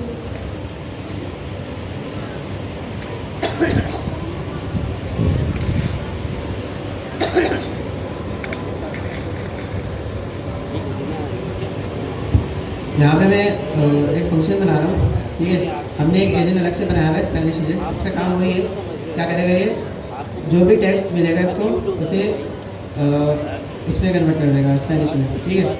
इसके अंदर इसको मैं ऐसे सिंक्रोनस बना देता हूँ।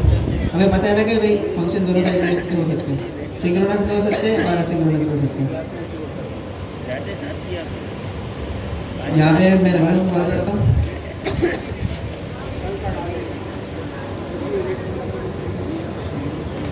स्टार्टिंग एजेंट में कौन सा एजेंट दूंगा यहाँ पे, ऑर्केस्ट्रेटर या फिर स्पेनिश। ऑर्केस्ट्रेटर ये तो लाइन नंबर 15 में बना है, तो हम लाइन नंबर 12 पे यूज़ कर सकते हैं। हम स्पेनिश वाला एजेंट यूज़ करेंगे, क्योंकि हम यहाँ पे एक फंक्शन बना रहे हैं, टूल बना रहे हैं, जो क्या करेगा स्पेनिश में कन्वर्ट कर देगा। तो मैं यहाँ पे स्पेनिश एजेंट यूज़ करता हूँ।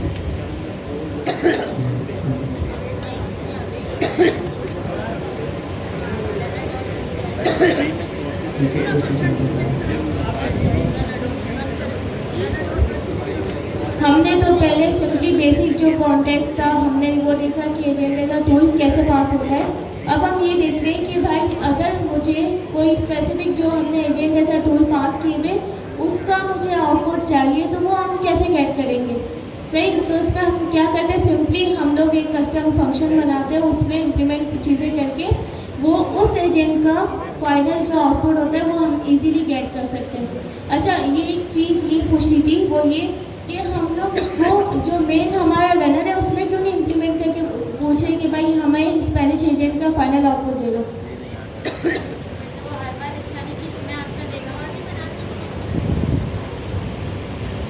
क्यों हम ऐसे इम्प्लीमेंट कर रहे हैं, कोई बता सकता है।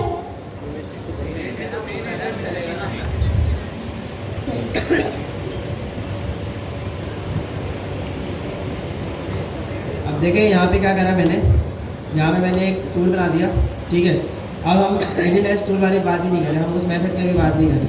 इस मेथड का बेनिफिट क्या है कि आपको तब समझ आएगा, तब आपको ये वाली चीज़ बताऊँगा। तो हमने यहाँ पे क्या करा, हमने एक टूल बना दिया, ठीक है, और उसमें क्या करा, जो हमारा एजेंट था उसका हमने एक रनर बनाया और उसको क्या नाम है पास करा स्टार्टिंग एजेंट, और इनपुट में हम वो टैक्स ले रहे हैं जो हमें ट्रांसलेट करा रहे हैं, और ये टैक्स कौन देगा, LLM देगा। सही है, LLM बताएगा कि भाई किसको कौन से टेक्स्ट को ट्रांसलेट कराना है, और वो हमारे इनपुट में से आएगा। जैसे हेलो आर यू, तो LLM hello how are you इस टेक्स्ट में पास कर देगा, वो हमारे स्पेनिश एजेंट के पास जाएगा, एजेंट का रनर कॉल होगा। सही है, और मतलब ये रनर कॉल होगा, एजेंट चलेगा, आंसर आएगा कि भाई जो भी है, और फिर वो फाइनल आउटपुट बन के मतलब वो जो आंसर आएगा वो हमारा टूल का आउटपुट बनना है। देखिए मैं रिटर्न में रिजल्ट डॉट फाइनल आउटपुट करा दिया। इसका मतलब ये है कि ये जो टूल है ये रिटर्न कर रहा है वो वाला जो भी आंसर आया वो रिटर्न कर देगा। तो LLM के पास जो हमारा मेन LLM है, जो हमारा इस ऑर्केस्ट्रेटर एजेंट का LLM है, ठीक है, उसके पास क्या आएगा, उसके पास क्या हुआ, ये उसने कहा कि भाई तुम ट्रांसलेट टू स्पेनिश ये टूल कॉल करो, इसके अंदर तुम ये टेक्स्ट डालना। एजेंट ने टूल कॉल किया, उसका आंसर जो भी एक टेक्स्ट आया वो फिर दोबारा से LLM के पास गया टर्न 2 में, फिर LLM ने उसका फाइनल आउटपुट बना के दिया। इस कोड में किसी को कोई मसला है, किसी को कोई समझ नहीं आ रहा तो पूछ लें। क्लियर है, उसका हम एक दफ़ा चला के दिखेंगे।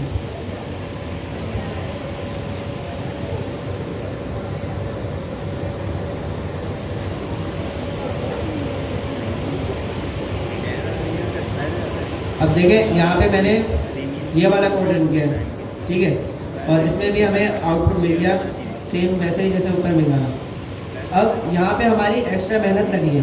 क्या मेहनत लगी, हमें एक अलग से टूल बनाना पड़ा, उसके अंदर हमें रनर डिफाइन करना पड़ा, हमने यहाँ पे पैरामीटर डिफाइन करने पड़े, मतलब हमने एक अलग से फंक्शन टूल बनाया। सही है, अगर हमारा केस ऐसे ही कुछ बनता है और हम नहीं चाह रहे कि हम अलग से एक फंक्शन बनाएं, तो SDK वालों ने आसानी के लिए यहाँ पे एस टूल के नाम से मेथड दिया।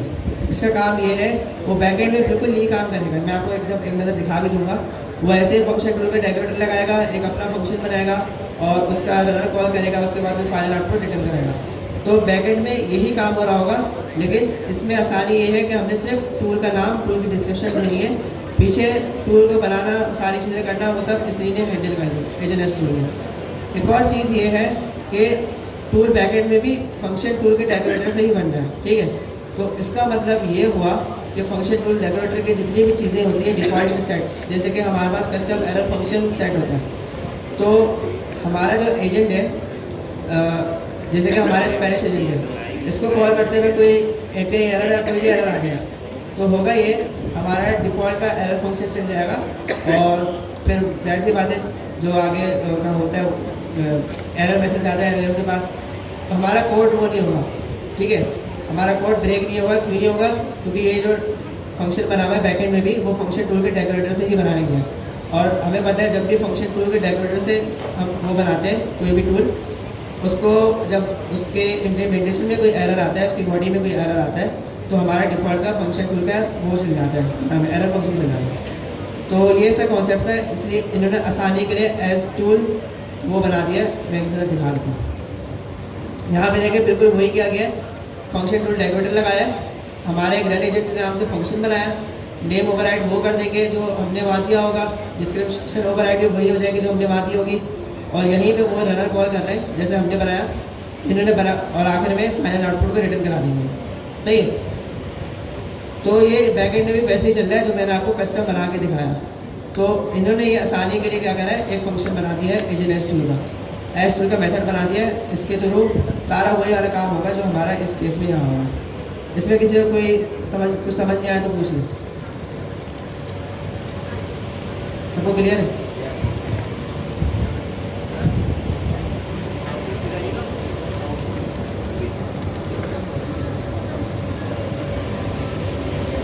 हमारे पास आउटपुट बिल्कुल सेम ही आया। हमने क्या देखा, सिंपली है ना बैकएंड पे चीज़ें देखी कि वो कैसे इम्प्लीमेंट हो रही है। कि देखिए हमने क्या देखा कि बैकएंड पे जो फंक्शनल टूल का डेकोरेटर लगा के हम टूल बनाते थे, वही सेम चीज़ें एसडीके ने इम्प्लीमेंट की है, बट हमारी आसानी के लिए इसने क्या किया है, एस टूल का फंक्शन बना दिया है जो हम लोग यूज़ करते हैं, जिसमें हम क्या कर सकते हैं कि हमारे एक एजेंट को दूसरे एजेंट में एज अ टूल पास करते हैं।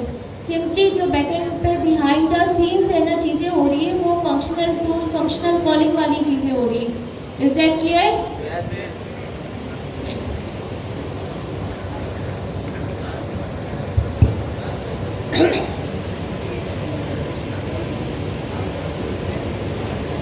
अच्छा, इम्प्लीमेंट करने के लिए किसी को कोई टाइम चाहिए या नेक्स्ट टॉपिक की तरफ चले?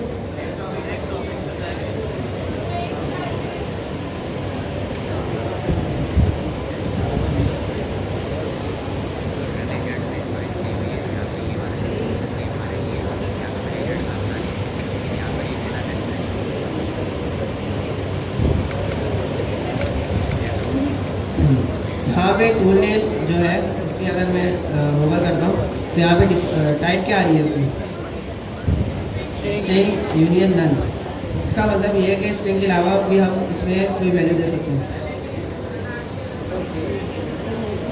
देखिए जो हमारे पास पाइथन में पैरामीटर का कॉन्सेप्ट है ना, रिक्वायर्ड पैरामीटर्स का, उसका मतलब ये होता है कि आपको कॉल करते वक्त वो डिफाइन करना है, उसमें आप नन डिफाइन करें, कुछ भी डिफाइन करें, वो डायनेमिक लैंग्वेज है, वो आपकी मर्जी है। लेकिन जब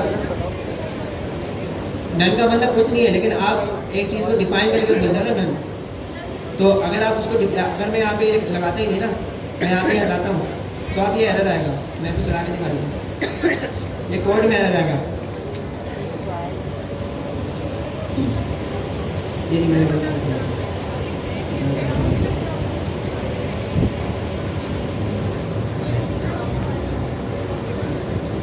देखिए एरर आया, और एरर भी ये कह रहा है कि भाई मिसिंग वन पोजीशन आर्गुमेंट।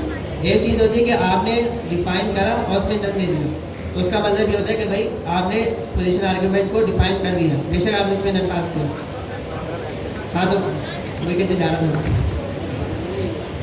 तो हमने यहाँ पे देखा कि इसकी टाइप क्या है, स्ट्रिंग यूनियन नन, तो हम इसमें नन देते हैं, नन भी दे सकते हैं। अब किसी को यहाँ पे पता है अगर हमने नन दे दिया तो नाम कैसे सिलेक्ट होगा, नाम कैसे आएगा? पहले वाले से बुरा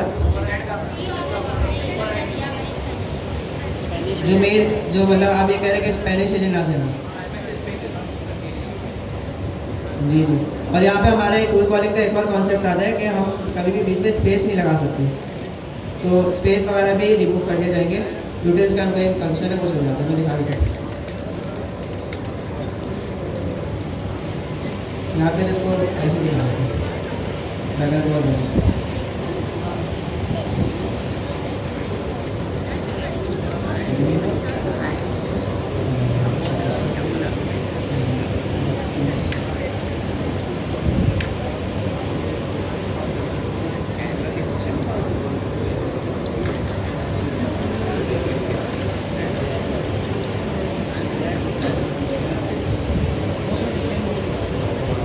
यहाँ पे देखिए स्पेनिश एजेंट जो था उसमें उसी का नाम आ गया और जो भी कैपिटलाइज वगैरह सारी चीज़ें थी वो उसने सेट कर दी और बीच का स्पेस भी गायब कर दी। तो हमारे पास ये भी कॉन्सेप्ट आता है कि अगर हमने नन दे दिया तो हमारा एजेंट का नाम कंसिडर किया जाएगा। सही है। डिस्क्रिप्शन, हाँ डिस्क्रिप्शन में भी हम स्ट्रिंग के साथ यहाँ पे देखें स्ट्रिंग यूनियन नन है तो हम यहाँ पर भी नन दे सकते हैं। नहीं एक मिनट, डिस्क्रिप्शन क्या कह रहे हैं आप? देखिए ये जो डिस्क्रिप्शन था इसका मकसद था कि टूल कॉल करते वक्त एलएलएम ये डिस्क्रिप्शन दिखेगा और वो डिसाइड करेगा कि भाई इस टूल को कॉल करना चाहिए या नहीं। एजेंट के अंदर जो इंस्ट्रक्शंस होती है वो तो हम एजेंट को बता रहे होते हैं कि तुम्हारा क्या काम है। तो क्या ऐसा होना चाहिए कि ये वाली इंस्ट्रक्शन है? दोनों में डिफरेंस नहीं है, चेक कर लेते। खाली स्ट्रिंग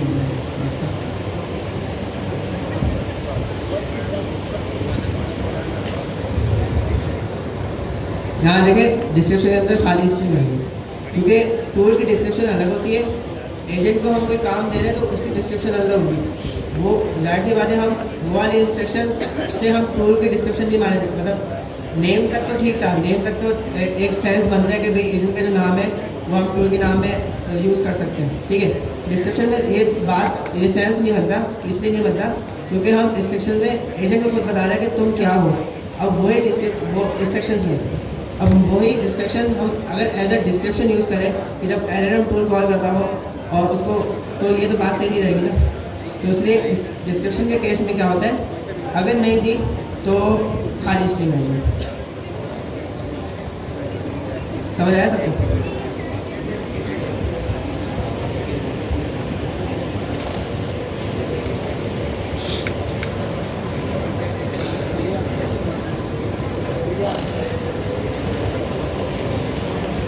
अच्छा, तो अब तक की चीज़ें सबको क्लियर है?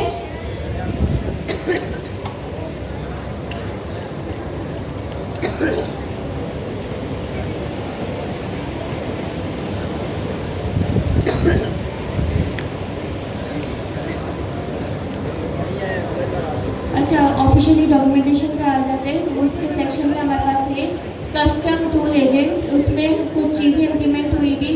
क्या किसी ने इम्प्लीमेंट करके देखी है कि ये चीज़ें क्या है? किसी ने भी आई गेस नहीं की, तो इसको सर एक बार है ना एक्सप्लेन करके देखें कि भाई यहाँ पे कस्टमाइजिंग टूल एजेंट्स के नाम से एक हेडिंग रखी है, इसके नीचे 3 लाइन की एक डिस्क्रिप्शन लिखी है। इसको पढ़ के किसी को कुछ समझ आ रहा है? आना चाहिए क्योंकि अभी हमने दोनों तरीके से एजेंट एस्टिमेट को पढ़ा। यहाँ पे ये एक चीज़ की लिमिटेशन के बारे में बता रहा है। नहीं, वो तो एग्जाम्पल दे रहा है 5 टर्न में, लेकिन पॉइंट क्या है, कहना क्या चाह रहे हैं बताइए।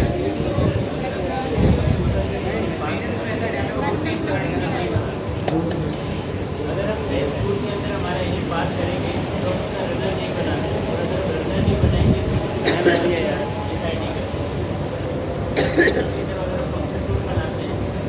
अच्छा, अजान हो रही है तो हम 5 मिनट का ब्रेक लेते हैं। सही, जब तक आप लोग ये चीज़ें इम्प्लीमेंट करके अपने पास देखें कि चीज़ें कैसे इम्प्लीमेंट हो रही है।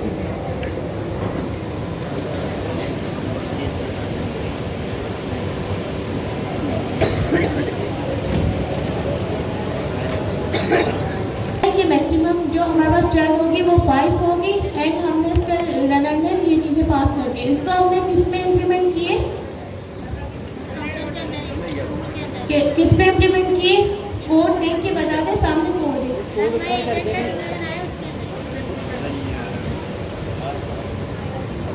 हमने एक सिंपली इसका फंक्शन बनाया जो कि हम लोग इम्प्लीमेंट कर रहे थे, उसको फंक्शनल टूल का डेकोरेटर लगाया, उसमें हमने चीज़ें इम्प्लीमेंट की है। तो सर इसको है ना इम्प्लीमेंट करके बताओ। मैंने आपसे अभी हम इसको करते हैं, ये इस जुमले में ही भेज देगी सारा कॉन्सेप्ट। ये समझ आया किसी को कि क्या लिखा हुआ है? कि भाई बता रहे थे सही बताएगा, और किसी को आया?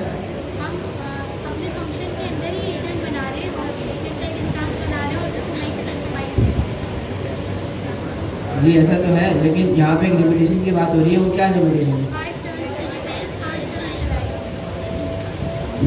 देखिए हम अगर सोचें इसको, अभी हमने पढ़ा, हमने दोनों तरीके से देख लिया कि जब हमारा अगर एस टूल फंक्शन नहीं होता तो हम इसको कैसे बनाते हैं, और जब हमारे पास एस टूल फंक्शन है तो हम इसको कैसे बना रहे हैं। ठीक है, अब जैसे कि एस टूल फंक्शन है, इसके अंदर मैं आता हूँ, तो यहाँ पे रनर डिफाइंड है, सही है। इसके अंदर स्टार्टिंग, एजेंट, इनपुट, कॉन्टेक्स्ट, ये तीनों चीज़ें दी हुई हैं।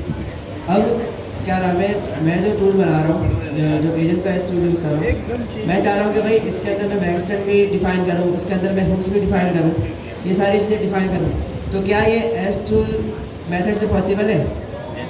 नहीं है ना, क्योंकि इसका कोड तो पीछे हार्ड कोड करके लिखा हुआ है। अब हम यहाँ पे आके चेंजेस थोड़ी करेंगे, अगर करेंगे तो मसला ये होगा कि अगर हमने बैकएंड में आके चेंजेस कर दी तो हम जब एस टूल से आगे जितने भी एजेंट बनाएंगे सब में वो अप्लाई हो जाएगा, सही है।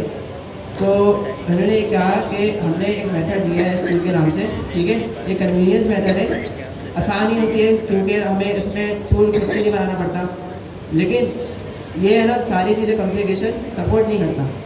अगर हमें हुक्स देने, यहाँ पे हमने कुछ भी देना है, मैक्स टर्न हो गई, तो हम इस मेथड को तो फिर यूज़ नहीं कर सकते ना। तो इसलिए उन्होंने ये कहा कि अगर हमें कोई हमारा एडवांस केस है, जैसे हमने कुछ चीज़ सेट करनी है मैक्स टर्न वगैरह, तो हम क्या करें, हम इस एस टूल को यूज़ ना करें। उन्होंने एक एग्जांपल भी दे दी बहुत अच्छी थी कि हम ऐसे फंक्शन को बनाएं, और उस फंक्शन में अब ये जो टूल बनाया है हमने, इस टूल में तो हर चीज़ हमारे लिए एक्सेसिबल है, हम यहाँ पे रनर के अंदर कुछ भी कर सकते हैं। तो अब ये जो हमने, ये बिल्कुल वैसा ही टूल है जैसा हमने ये बनाया था।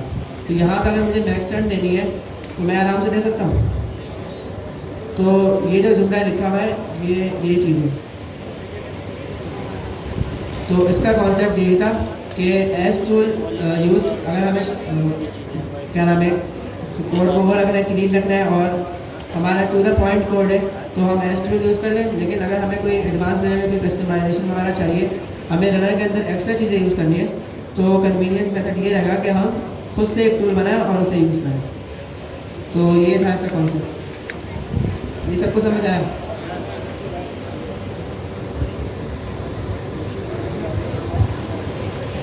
अच्छा, यहाँ तक हमारा एजेंट एज अ टूल का टॉपिक है वो एंड होता है। यहाँ पे किसी का कोई क्वेश्चन या सबको समझ आ गया? सही, तो हम लोग आगे नेक्स्ट जी। इसका मतलब कि हम जो रन कॉन्फिग के अंदर जो मॉडल देते हैं जेमिनी के लिए, तो वो इम्प्लीमेंट नहीं होगा फिर, क्योंकि एजेंट एज अ टूल के अंदर हमारा मॉडल नहीं जा रहा। ऐसे ही रन कॉन्फिग के अंदर हम मॉडल नहीं प्रोवाइड करें इसमें। जी, ये इन्होंने बिल्कुल सही पॉइंट उठाया है कि अगर हम एजेंट के अंदर मॉडल नहीं डिफाइन करते तो हम रनर के अंदर करते हैं, हमें पता है।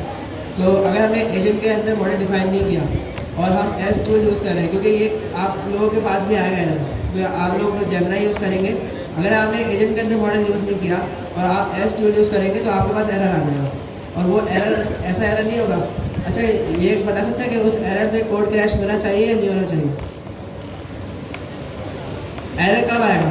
टूल कॉल होगा, ठीक है, टूल कॉल करते वक्त वो रनर कॉल होगा, उस रनर कॉल करते वक्त API उसका एरर आ जाएगा क्रेडेंशियल्स का, तो हमारे टूल के अंदर एरर आया।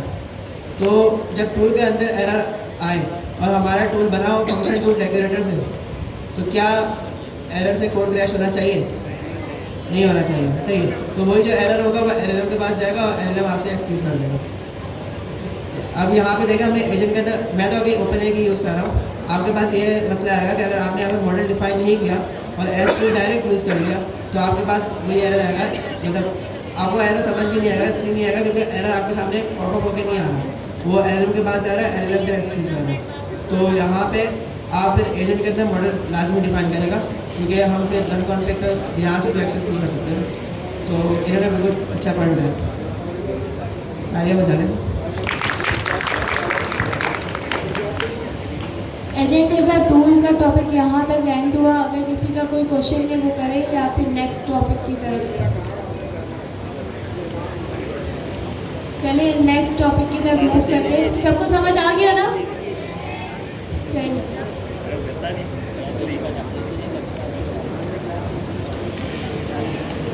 अच्छा, हमारे पास टूल्स में कौन कौन से टॉपिक कवर हो गए? डॉक्यूमेंटेशन पे आ जाओ।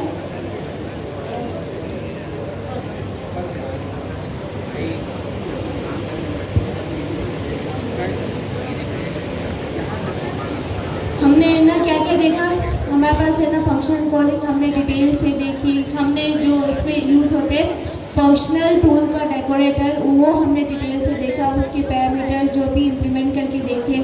फिर हमने एजेंट एज अ टूल देखा एंड उसमें जो भी चीज़ें इम्प्लीमेंट हो रही होती है, हम चीज़ें कस्टमाइज़ कैसे कर सकते हैं कि भाई अगर एज अ टूल हम किसी एजेंट को पास कर दें तो उसमें अगर उसके रनर में हमें मॉडल पास करना हो या फिर हमने उसमें मैक्सिमम टर्न हमें डिफाइन करनी हो तो वो हम कैसे कर सकते हैं, वो हमने चीज़ें देखी। अब हमारे पास आते हैं होस्टेड टूल्स।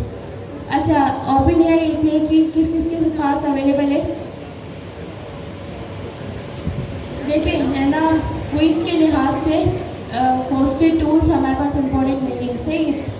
अगर है ना किसी के पास API OpenAI API की अवेलेबल हो तो वो इम्प्लीमेंट करके देख सकते हैं। अच्छा, उसके बाद हमारे पास एक बात आ जाएगी कि भाई सिंटैक्स हम कैसे इम्प्लीमेंट करेंगे, हमें कैसे पता चलेगा। तो अगर किसी के पास OpenAI API की है तो हम है ना सिंटैक्स दिखा सकते हैं, फिर हम आपको अपने सिनेरियो के हिसाब से आप वो इम्प्लीमेंट कर लीजिएगा। हम लोग फ़िलहाल के तौर पर एक टूल जो होस्टेड टूल है वो इम्प्लीमेंट करके देखेंगे। जैसे हम लोग पहले देख लेते हैं कि होस्टेड टूल्स हमारे पास कितने इसकी गिटहब वाली रेपो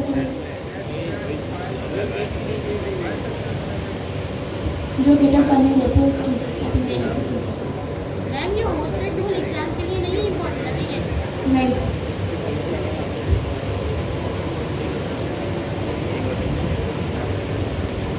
अच्छा, इसमें हमारे पास एक चीज़ आ जाती है जो देखिए कोई भी चीज़ हमारे पास जो SDK में सिर्फ OpenAI API की पे डिपेंड है वो चीज़ एग्जाम में इंक्लूड नहीं है, सही। ये सर ने आसानी की हुई है ताकि अगर कोई है ना नॉन API यूज़र है, नॉन OpenAI API यूज़र है तो उसको कोई डिफ़िकल्टी ना हो। तो देखिए हम आ गए इसकी OpenAI SDK की ऑफिशियली डॉक्यूमेंटेशन पे। ये बात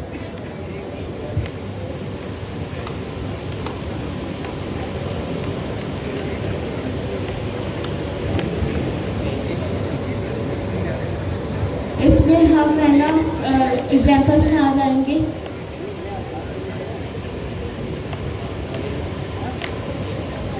होस्टेड टूल्स वाली टूल्स में हम क्लिक करेंगे तो हमारे पास टूल्स के फाइल्स है ना शो हो जाएंगी। कौन कौन सी हो रही है हमारे पास? 5 टूल्स है, सही। 5 टूल्स कौन कौन से? एक तो हमारे पास है कंप्यूटर टूल। कंप्यूटर टूल क्या है? इसको हम लोग सिर्फ थ्योरी बेस है ना कॉन्सेप्ट समझते हैं क्योंकि यहाँ पे काफ़ी OpenAI API की यूजर्स नहीं है तो हम लोग थ्योरी बेस समझते हैं। अगर किसी को इम्प्लीमेंट करना है तो हम लोग कोड यहाँ पे शो करवा देंगे, सही। हमारे पास सबसे पहले टूल आ गया computer tool, computer use tool. ये क्या है? ये तो भाई बहुत ज़्यादा प्रीमियम यूज़र जो हमारे पास OpenAI API के वो वही इस टूल को चला सकते हैं, बाकी कोई नहीं। ये टूल क्या है? सिंपली है ना हम लोग हमारे जो कंप्यूटर के चीज़ें हैं उसको ऑटोमेट करते हैं। क्या कि मैंने ना यहाँ पे टूल का सिनेरियो बनाया कि भाई आप है ना जैसे मैं कोड नज़र नहीं आ रहा, वो जस्ट है ना थ्योरी एक्सप्लेन कर रही। हमारे पास एक सबसे पहला टूल है कंप्यूटर यूज़ वाला। वो क्या करता है कि हमारी जो कंप्यूटर की चीज़ें हैं वो उसको ऑटोमेट करता है। कैसे कि हमारे पास फॉर एग्जांपल मुझे है ना गूगल पे जाके क्लिक करना है फेसबुक पर, वो मैं चाहती हूँ कि फेसबुक ओपन हो जाए, तो हम ये चीज़ें ऑटोमेट कर सकते हैं टूल यूज़ की मदद से, जो कि होस्टेड टूल है हमारे पास SDK का। क्लियर? कॉन्सेप्ट बेस्ड, सही। दूसरे टूल की तरफ आ जाए, इसका एक बार कोड दिखा दे। इसका हमारे पास ये कोड है। अगर किसी के पास 3 टायर वाली OpenAI API की है तो लाजमी इम्प्लीमेंट कीजिएगा, हमें भी बताइएगा, सही। हम आ गए दूसरे टूल्स की तरफ मूव करते हैं। सर्च। अच्छा, आप लोग में से कोई लैग सिस्टम से फैमिलियर है? एक्सप्लेन करेंगे सर आप लैग क्या होता है?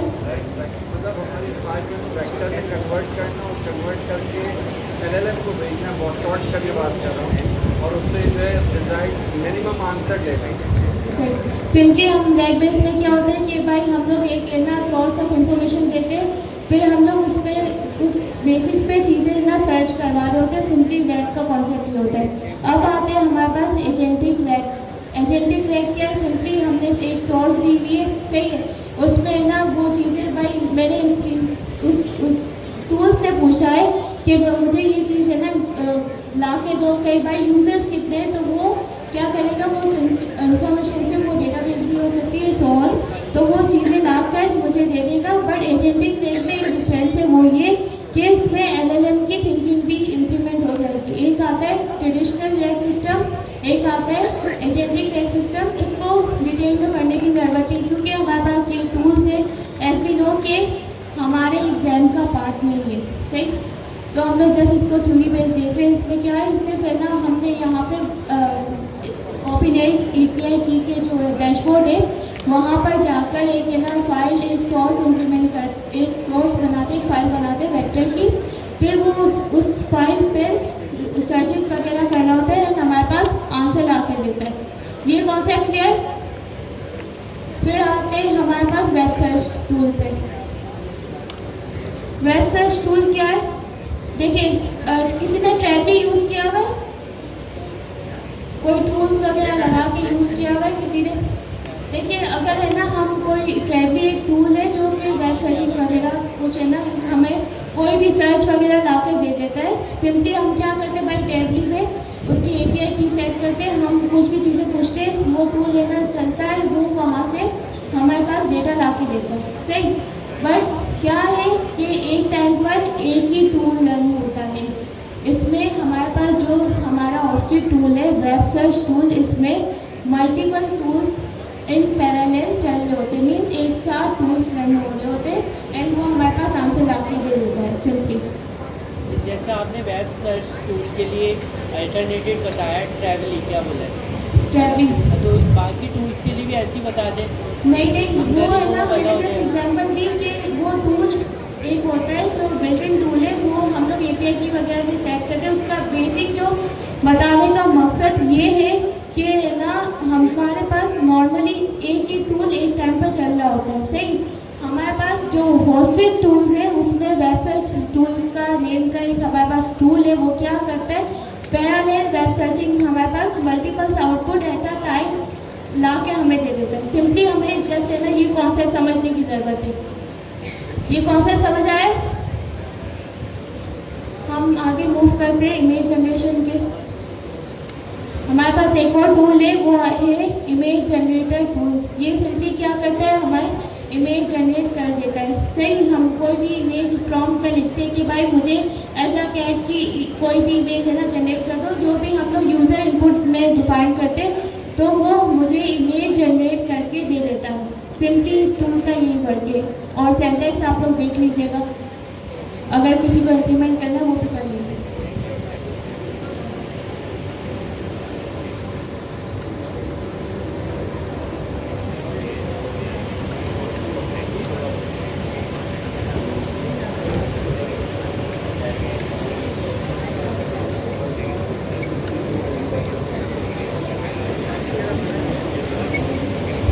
हमारे पास लास्ट टूल है कोड इंटरप्रेटर। ये क्या करता है, सिंपली हमारे पास एक सैंडबॉक्स लाइक ये समझ लेते हैं कि हमारे पास टूल है ना इजीली चला के दे देगा। अगर हमारे पास सिंपली अगर कुछ एरर्स वगैरह आते हैं तो तब भी ये टूल चल जाएगा, इसको कुछ इफेक्ट नहीं होगा। सिंपली इस टूल का यही काम है, सही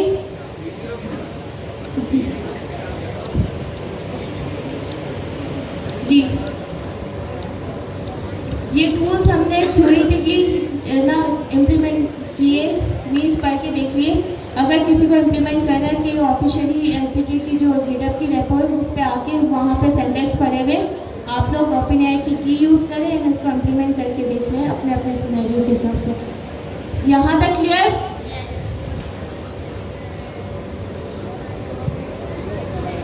अच्छा, हमारे पास टूल का टॉपिक है वो कम्प्लीटली एंड हो चुका है। अगर किसी का कोई भी क्वेश्चन है वो हैंड रेज करके पूछ ले। किसी का कोई भी क्वेश्चन है वो हैंड रेज करके पूछ ले, वरना आप लोग नेक्स्ट टॉपिक की तरफ चलते हैं।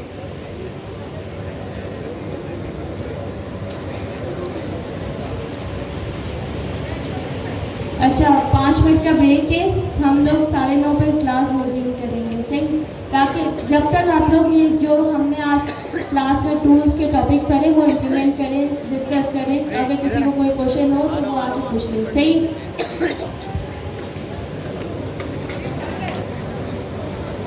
टास्क किसी और के हैंड्स ऑफ कर दो, किसी और को डेलीगेट कर दो कि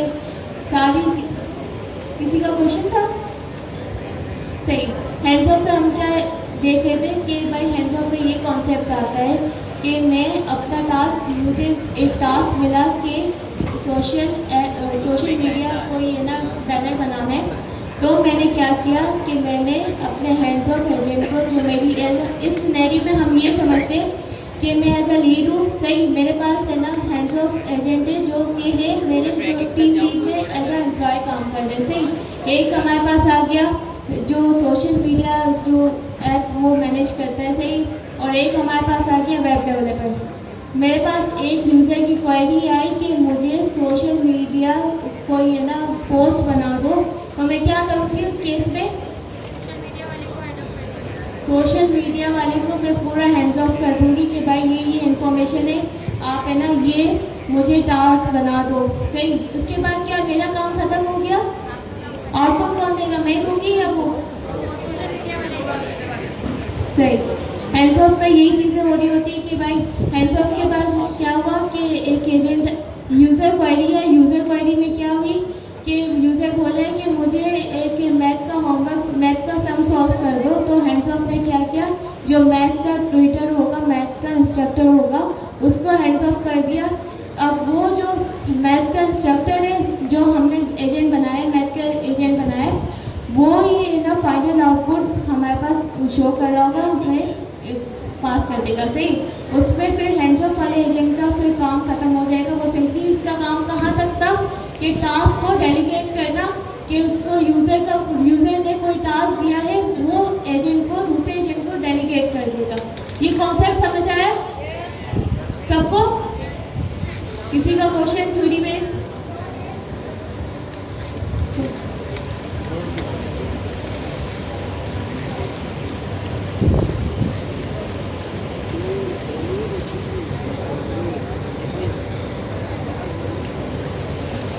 इसको बेसिक यूजेज है वो उसको इम्प्लीमेंट करके देखते हैं हमारे पास चीज़ें कैसे हो रही होती है। तो सर फसी इसको ना कोड में इम्प्लीमेंट करके बताएं। जो हमारे पास बेसिक यूजेज, जो बेसिक हैंड्स ऑफ का कॉन्सेप्ट है वो कैसे हो रहा होता है वो अभी हम लोग इम्प्लीमेंट करके देखते हैं। हमने एक फ़ाइल बनाया हैंड्स ऑफ की जो भी, ताकि कोड हमारे पास स्ट्रक्चर रहे एंड इन फ्यूचर अगर आप लोग उस पर इम्प्लीमेंट कर रहे हो, प्रैक्टिस कर रहे हो, तो वो आपके पास क्रिस्टल क्लियर हो। हमने क्या किया, सिंपली हमने 2 एजेंट बनाए। कौन कौन से? एक हमारे पास कौन सा आ गया, बिलिंग का, और एक आ गया रिफंड एजेंट। फिर हमने इसका लीड बनाया प्राइस एजेंट। इसको है ना आप मैनेजर कर दे। देखिए नाम है ना हमारे पास, हम नाम कुछ भी लिख सकते हैं, मैनेजर हो गया, लीड हो गया, सो ऑन।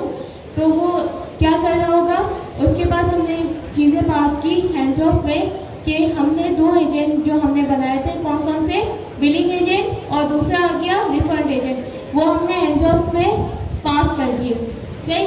अब वो मैनेजर के पास जो भी यूज़र होगा वो क्वेरी करेगा कि भाई जो भी इसकी क्वेरी होगी वो उस क्वेरी के बेस पर किसी है ना जो स्पेसिफिक एजेंट होगा, जो कैपेबल एजेंट होगा, उस क्वेरी के लिए वो उसको डेलीगेट कर देगा।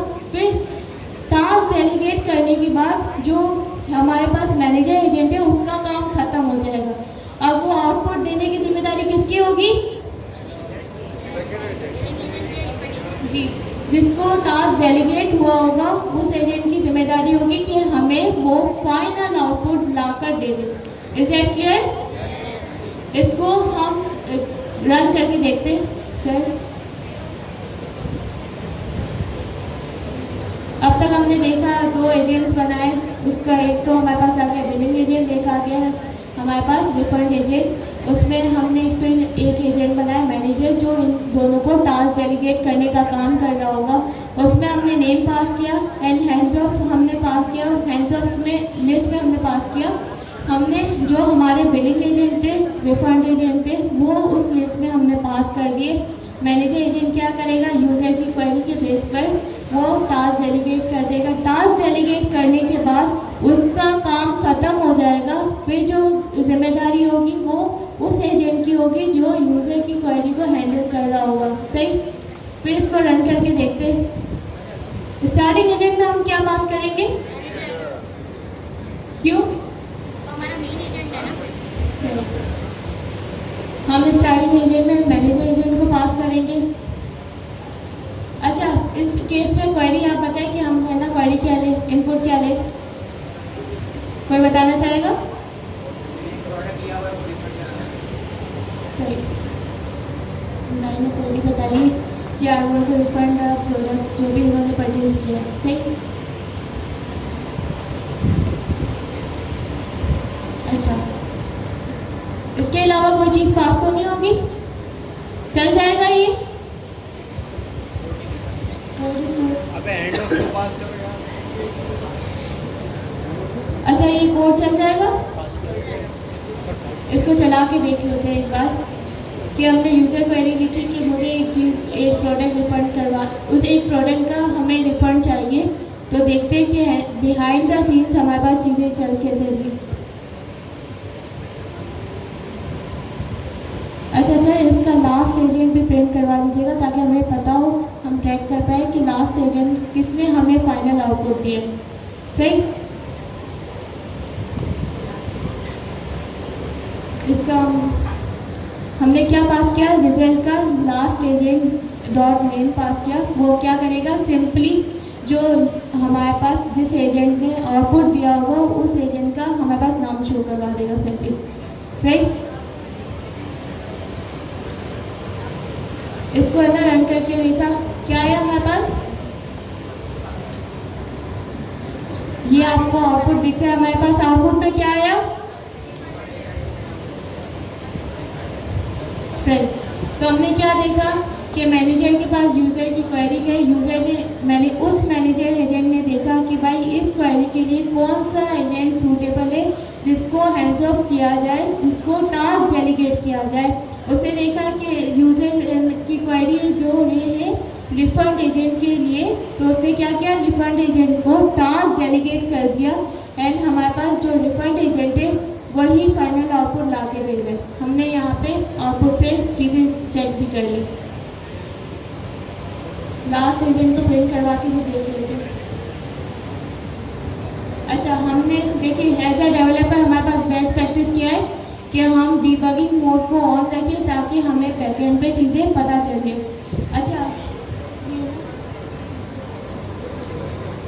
अच्छा, मुझे एक क्वेश्चन था मेरा कि एलएलएम को क्या क्या जाना होता है? यूज़र इनपुट,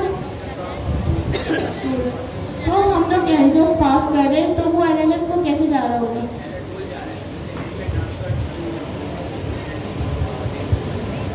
माशाल्लाह से बिल्कुल ज़बरदस्त आंसर बताया जो मैं आंसर चाह रही थी। तो क्या बिहाइंड द सीन्स वो हैंड्स ऑफ को एज अ टूल ही कॉल कर रहा होता है एलएलएम एंड वो हमारे पास जो आउटपुट होता है वो हमारे पास दे देता है। सही, इसके ना वर्डप्रेस पे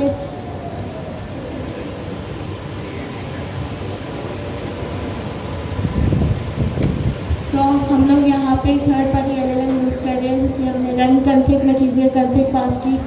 हमने यहाँ पे क्या देखा? सर बताए कि यहाँ पे क्या क्या चीज़ें शो हो रही है।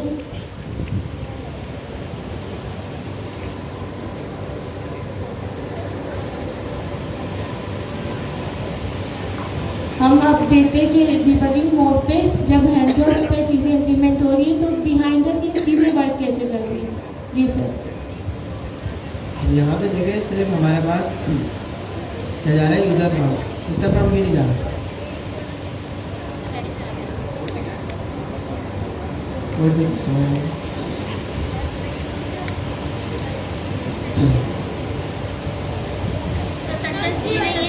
जी, इंस्ट्रक्शन हमने दी नहीं है तो जाहिर सी बात है वो जाएगी भी नहीं, इसलिए यहाँ पे सिस्टम प्रॉम्प्ट नहीं गया। अगर आप इंस्ट्रक्शन देखते तो यहाँ पर इंस्ट्रक्शन भी जानी होती। तो इसके साथ देखें यहाँ पे एक नई चीज़ आई है, टूल्स का स्कीमा। यहाँ पे हमने मैनेजर एजेंट को कहीं पे टूल्स दिए, तो यहाँ पे टूल्स का स्कीमा कैसे आ गया? हमारे पास जो हैंड्स ऑफ का केस होता है वो भी हमारा बिहाइंड द सीन वो टूल कॉलिंग वाला ही पूरा प्रोसेस चल रहा होता है उसमें। ठीक है, हमारा जो हैंड्स ऑफ जाता है वो बिहाइंड द सीन टूल का स्कीमा ही उसका बनता है और फिर वो एल के पास जाता है, क्योंकि एल के पास क्या है, एक ब्रेन है, वो उसके पास डिटेल्स आती है टूल की कि भाई ये टूल है, इसमें फला आर्गूमेंट्स होंगे वगैरह वगैरह। और क्या नाम है, जब यूज़र क्वेरी करता है उसके हिसाब से कोई, तो एल कहता है कि भाई उस टूल को कॉल करो, उसका जो भी आंसर है वो मुझे ला के दो। लेकिन हैंड ऑफ में क्या होता है, हैंड ऑफ में जब एल टूल कॉल करेगा ना, तो वो जो हमारा हैंड ऑफ एजेंट होगा, एसडीके ने इस चीज़ को इंटरनली हैंडल किया हुआ है, वो सारा एक्सेस हमारे हैंड ऑफ वाले एजेंट के पास चले जाएगा और फिर हमारा दोबारा से एक नई टर्न स्टार्ट होगी, जिसमें सारी जो पिछली हिस्ट्री होगी ना, एजेंट लूप चल रहा होगा, उसमें टूल कॉल हुआ, कुछ भी हुआ, पिछली जितनी भी कन्वर्सेशन होगी वो सारी हमारी हैंड ऑफ एजेंट के पास आएगी। सही है, इसको हम कस्टमाइज़ कर सकते हैं, इसमें कुछ चीज़ें हैं वो हम इंशाल्लाह वक्त के साथ साथ पढ़ेंगे। तो इसमें हमें पता है ना, जब भी टूल कॉल करते हैं तो उसमें हम आर्गूमेंट्स भी दे सकते हैं, तो हैंड ऑफ के केस में भी हम आर्गूमेंट्स दे सकते हैं। अभी सोचने में थोड़ा अजीब लगा है, लेकिन ऐसा पॉसिबल है, हम इंशाल्लाह इसको भी देखेंगे कैसे देते हैं आर्गूमेंट्स। तो हमने जो यहाँ पे हैंड ऑफ की जो लिस्ट दी है ना, इसका बिहाइंड द सीन एक स्कीमा बना। अच्छा, इसमें 2-3 चीज़ें गौर करने की ये है कि हमारा जो बिलिंग एजेंट था उसका नाम क्या था, ये ना बिलिंग एजेंट। जब स्कीमा बनाया गया तो उस पर टूल का नाम क्या रखा गया, ट्रांसफर टू बिलिंग एजेंट। सही है, तो ये भी डिफ़ॉल्ट में ही होता है। अगर हम इसमें हम नाम भी चेंज कर सकते हैं, वो भी हम देखेंगे कैसे, लेकिन डिफ़ॉल्ट में ट्रांसफर टू एजेंट का नाम आ जाता है। सही है, तो ये दोनों हमारे पास क्या नाम है, टूल का स्कीमा गया। और इसमें देखिए प्रॉपर्टीज़ में अभी खाली चीज़ आ गई, मतलब प्रॉपर्टीज़ नहीं है, अभी हम आर्गूमेंट्स नहीं दे रहे। ठीक है, आर्गूमेंट्स वाली चीज़ हम देखेंगे इन फ्यूचर। अभी हमने नॉर्मली वो टूल का स्कीमा दिया, तो एल के पास क्या गया, टूल का स्कीमा गया, और क्या नाम है, सिस्टम प्रॉब्लम ने दिया नहीं, अगर देते थे वो भी ज़्यादा, यूज़र प्रॉब्लम गया। और फिर उसके बाद एल ने देखा कि भाई हमारा जो क्वेश्चन था वो रिफंड एजेंट से रिलेटेड था। ठीक है, तो उसने क्या करा, उसने कहा कि भाई टूल कॉल करो जिसका नाम क्या है, ट्रांसफर टू रिफंड एजेंट। उसके आर्ग्यूमेंट्स में कुछ भी पास नहीं करना। सही है, और ये तुम कॉल करोगे तो इसके बाद से नॉर्मल टूल कॉलिंग में क्या होता था, ये टूल कॉल होता था, इसका एक आउटपुट आता था और वो हमारे एल के पास आता था। लेकिन अब ऐसा नहीं है, अब हैंड ऑफ के केस में क्या होगा, ये जो टूल कॉल होगा ये एक एजेंट रिटर्न करेगा, वो वही वाला एजेंट होगा, जैसे कि इस केस में हमारा रिफंड एजेंट है। और फिर जब एजेंट रिटर्न होगा तो वहाँ पे एसडीके ने इंटरनली इस चीज़ को पूरा हैंडल किया हुआ है। वो क्या करेगा कि उस जो एजेंट होगा उसको हैंड ऑफ कर देगा और हमारे फिर नई टर्न चलेगी, हमारा जो एक्सेस होगा वो सारा हमारा इस एजेंट के पास आ जाएगा। ठीक है, तो ये होता तो टूल कॉल है, लेकिन इसमें ये फ़र्क है इन दोनों में से।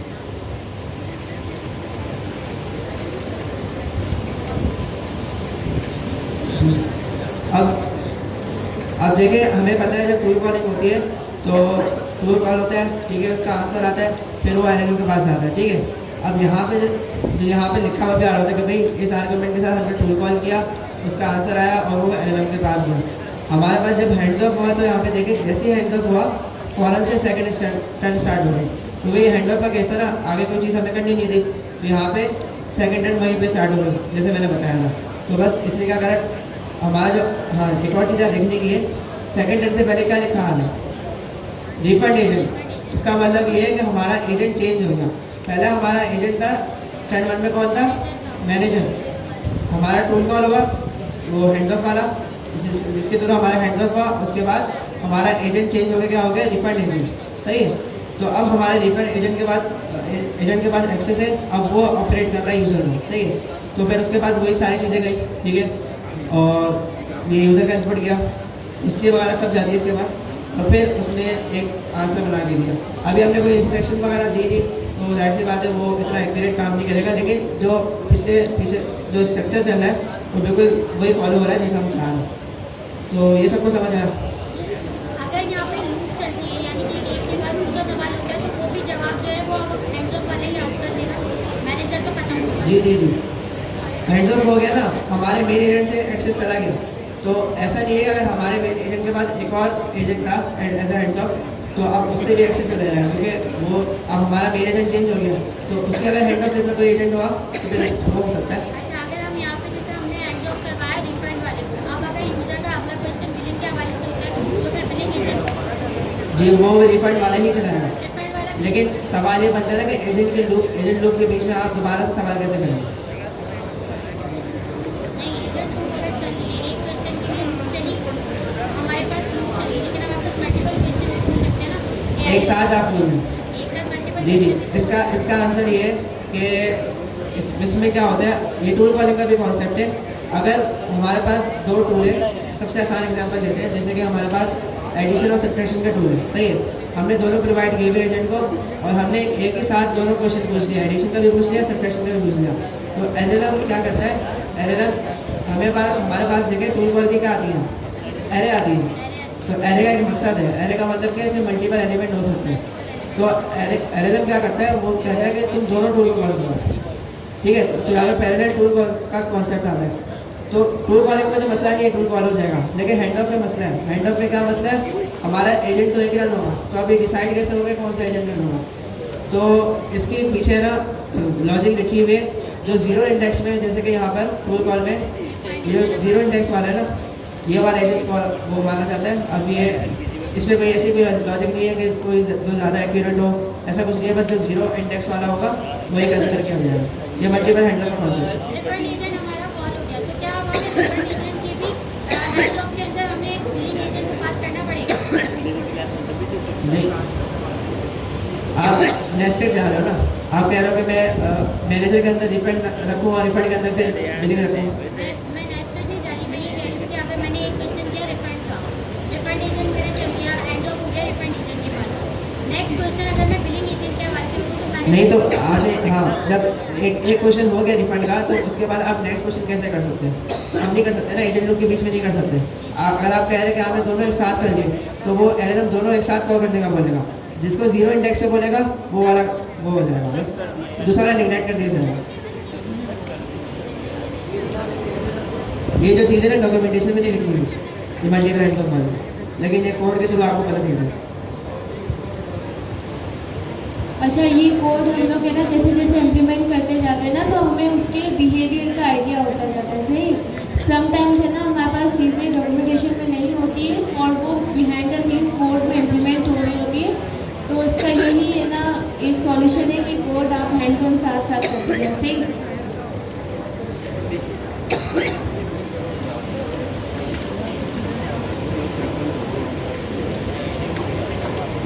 बताइए। मैसेज कर देना मुझे। अच्छा, जो मिस की है ना एग्जांपल थी कि हम एक ही बार दोनों क्वेश्चन सॉल्व करें, राइट। आप ये पूछी थी। जैसे एक मरतबा तो रिफंड वाला चल गया, उसके बाद अगर मैं इसे दोबारा अगर यहाँ पे लूप लगी हुई होती है, क्वेश्चन के लिए हम लूप लगाते हैं ना, अगर हमारे पास यहाँ पे लूप लगी हुई होती है और लूप में हमारे पास क्वेश्चन लगे होते हैं, तो फिर मैनेजर का रोल कहाँ होगा? देखिए, अगर आप कह रहे हैं कि आपने खुद से लूप लगाई है, तो उसका मतलब है पीछे एक दफ़ा फाइनल आउटपुट आ चुका है। जब फाइनल आउटपुट आ चुका है तो उसका मतलब एजेंट लूप खत्म हो चुका है। अब दूसरी लूप में चल रहा है, तो वो एजेंट लूप टर्न 1 से स्टार्ट होगा। मतलब मैनेजर से स्टार्ट होगा कि जी। ये मैनेजर से start होगा। अभी हम एक मल्टीपल हैंड्स ऑफ वाला जो देख रहे थे, वो हम एक दफ़ा देख रहे थे। अच्छा, अब तक हम क्या कर रहे थे, सिंपली हम एक है ना किसी एक एजेंट के बारे में यूज़र क्वेरी पास करवा रहे थे, वो हमें आउटपुट ला के दे रहा था। अब एक सिनेरियो है, उसमें क्या करते हैं कि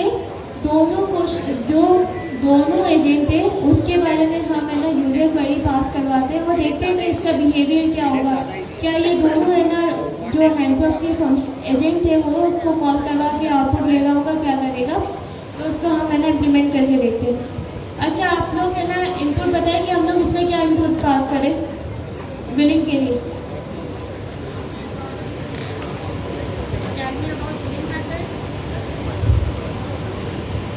बिलिंग के लिए कोई इनपुट बताएं कि हम क्या सिनेरियो पास करें कि हमारे पास दोनों है ना जो बिहेवियर है वो पता हो जाए।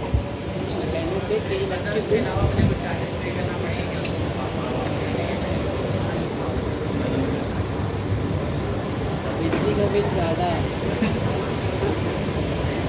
सही। इन भाई का जो क्वेरी थी वो बहुत ज़बरदस्त थी, उसमें हमने इम्प्लीमेंट कर दिया। इसका बिहेवियर चेक करते कि भाई बिहाइंड द सीन्स अगर ये चीज़ें चल रही है तो वो कैसे चल रही है, क्या साथ है ना वो हैंड्स ऑफ के दोनों एजेंट्स को कौन कर रहा है, आउटपुट कौन दे रहा है, तो ये बिहेवियर हम देख लेते हैं। अब देखिए यहाँ पे वैसे ही गया सारा सिस्टम प्रॉब्लम गया, सिस्टम प्रॉब्लम था नहीं, यूज़र प्रॉब्लम गया, टूल स्कीमा गया। एलएलएम की जब कॉल आई, एलएलएम टूल कॉल्स की हमने देखा था एरे है, तो उसने इस बार दो एजेंट को दो टूल कॉल करने का कहा। पहला टूल क्या कहा, ट्रांसफर टू रिफंड एजेंट, इसको भी तुम कॉल करो, क्योंकि उसको तो लगा था कि ये टूल है, उसको नहीं पता हैंड ऑफ क्या है, ठीक है, एलएलएम को। और दूसरा क्या कहा कि तुम ट्रांसफर टू बिलिंग एजेंट, इसको भी तुम कॉल करो। अब एक साथ दोनों को कॉल करने को कह रहे हैं, सही है। अब एसडीके इसको कैसे हैंडल करता है, एसडीके इसको ऐसे हैंडल करता है कि अगर ऐसा कोई केस बन जाए hands of case, hands of में, कि भाई दो टूल कॉल करने को कह दिए, इस एरे की लेंथ जो है वो ग्रेटर देन 1 हो जाए, तो क्या होगा, तो जो जीरो इंडेक्स में होगा, जीरो इंडेक्स में यहाँ पे कौन है, ट्रांसफर टू रिफंड एजेंट या बिलिंग एजेंट, रिफंड एजेंट। तो यहाँ पे देखें हमारे पास रिफंड एजेंट के पास एक्सेस गया, इसको पूरी तरह नेगलेक्ट कर दिया गया, सही है। और ऐसे अच्छा ये भी देखें कि जीरो इंडेक्स पे आया कैसे, ये जीरो इंडेक्स पे रिफंड एजेंट आया ऐसे कि हमारी जो क्वेरी थी वो पहले हमारी रिफंड के बारे में थी, ठीक है, तो हमारे ये जीरो इंडेक्स में आया। अगर मैं इसको उल्टा कर दूँ, मैं पहले बिलिंग के बारे में पूछूँ, बाद में रिफंड के बारे में पूछूँ, तो फिर वो बिलिंग को जीरो इंडेक्स में कॉल करने को मिलेगा, ठीक है, वो सीक्वेंस चल रही है। ये जो एलएलएम कह रहा है ना, एलएलएम जो कह रहा है कि इस टूल को कॉल करो, इस टूल को कॉल करो, तो उसकी सीक्वेंस मैटर करती है। उसके जो जीरो इंडेक्स में होगा वो वाला कंसिडर किया जाएगा, यहाँ पे ये वाला कंसिडर किया जाएगा। अगर ये नॉर्मल टूल होता, हैंड ऑफ नहीं होता, तो उसमें तो मसला नहीं था, दोनों टूल पैरेलल कॉल हो जाते, दोनों का आंसर जब जाते एलएलएम के पास, ठीक है। लेकिन हैंड ऑफ में हमारे पास एक इशू बनता है, क्योंकि अगले एजेंट ने पूरा फ्लो आगे चलाना होता है, इसलिए यहाँ पे जीरो इंडेक्स वाला वो क्या जाता है। और ये चीज़ एसडीके के मेरे ख्याल से डॉक्यूमेंटेशन में नहीं है, या कोड को अगर अंदर से पढ़ेंगे, रन आईएम के लिए क्लास है, उसकी वहाँ पर आपको मिलेगी। वो आपके उस पर डिपेंड करता है कि आपने रिफंड एजेंट को कैसी इंस्ट्रक्शन दी। जी जी, देखिए आंसर देगा वही, अब वो आंसर उसका दे पाएगा नहीं दे पाएगा, वो आपके इंस्ट्रक्शन पर डिपेंड करता है, देगा तो वही बात है, वहाँ से उसको निगलेक्ट कर देगा बिलिंग एजेंट। अच्छा, यहाँ तक हमने जो बेसिक हैंड्स ऑफ का कॉन्सेप्ट है वो पढ़ लिया। हमारे पास टाइम है ना, एंड हो गया है, तो हमें काफ़ी चीज़ें कवर करनी थी, नेक्स्ट क्लास में करेंगे। तो सर डॉक्यूमेंटेशन पे आ जाए, पहले चीज़ें देख की जाए कि नेक्स्ट क्लास का टास्क क्या है। हैंड्स ऑफ की डॉक्यूमेंटेशन ओपन करें। हमने यहाँ पे क्या किया कि बेसिक यूजेज हमने देखा कि कैसे है ना हैंड्स ऑफ की चीज़ें इम्प्लीमेंट हो रही होती है। यहाँ पे हमारे पास कॉन्सेप्ट है कि कैसे हम हैंड्स ऑफ को कस्टमाइज़ कर सकें, इसमें काफ़ी चीज़ें दी हुई है, तो ये आप लोग कोशिश कीजिएगा कि घर से पढ़ के आए, तो हम लोग इंशाल्लाह नेक्स्ट क्लास में इसको इन डेप्थ पढ़ने की कोशिश करेंगे। बाकी अल्लाह हाफ़िज़। आज की क्लास कैसी थी?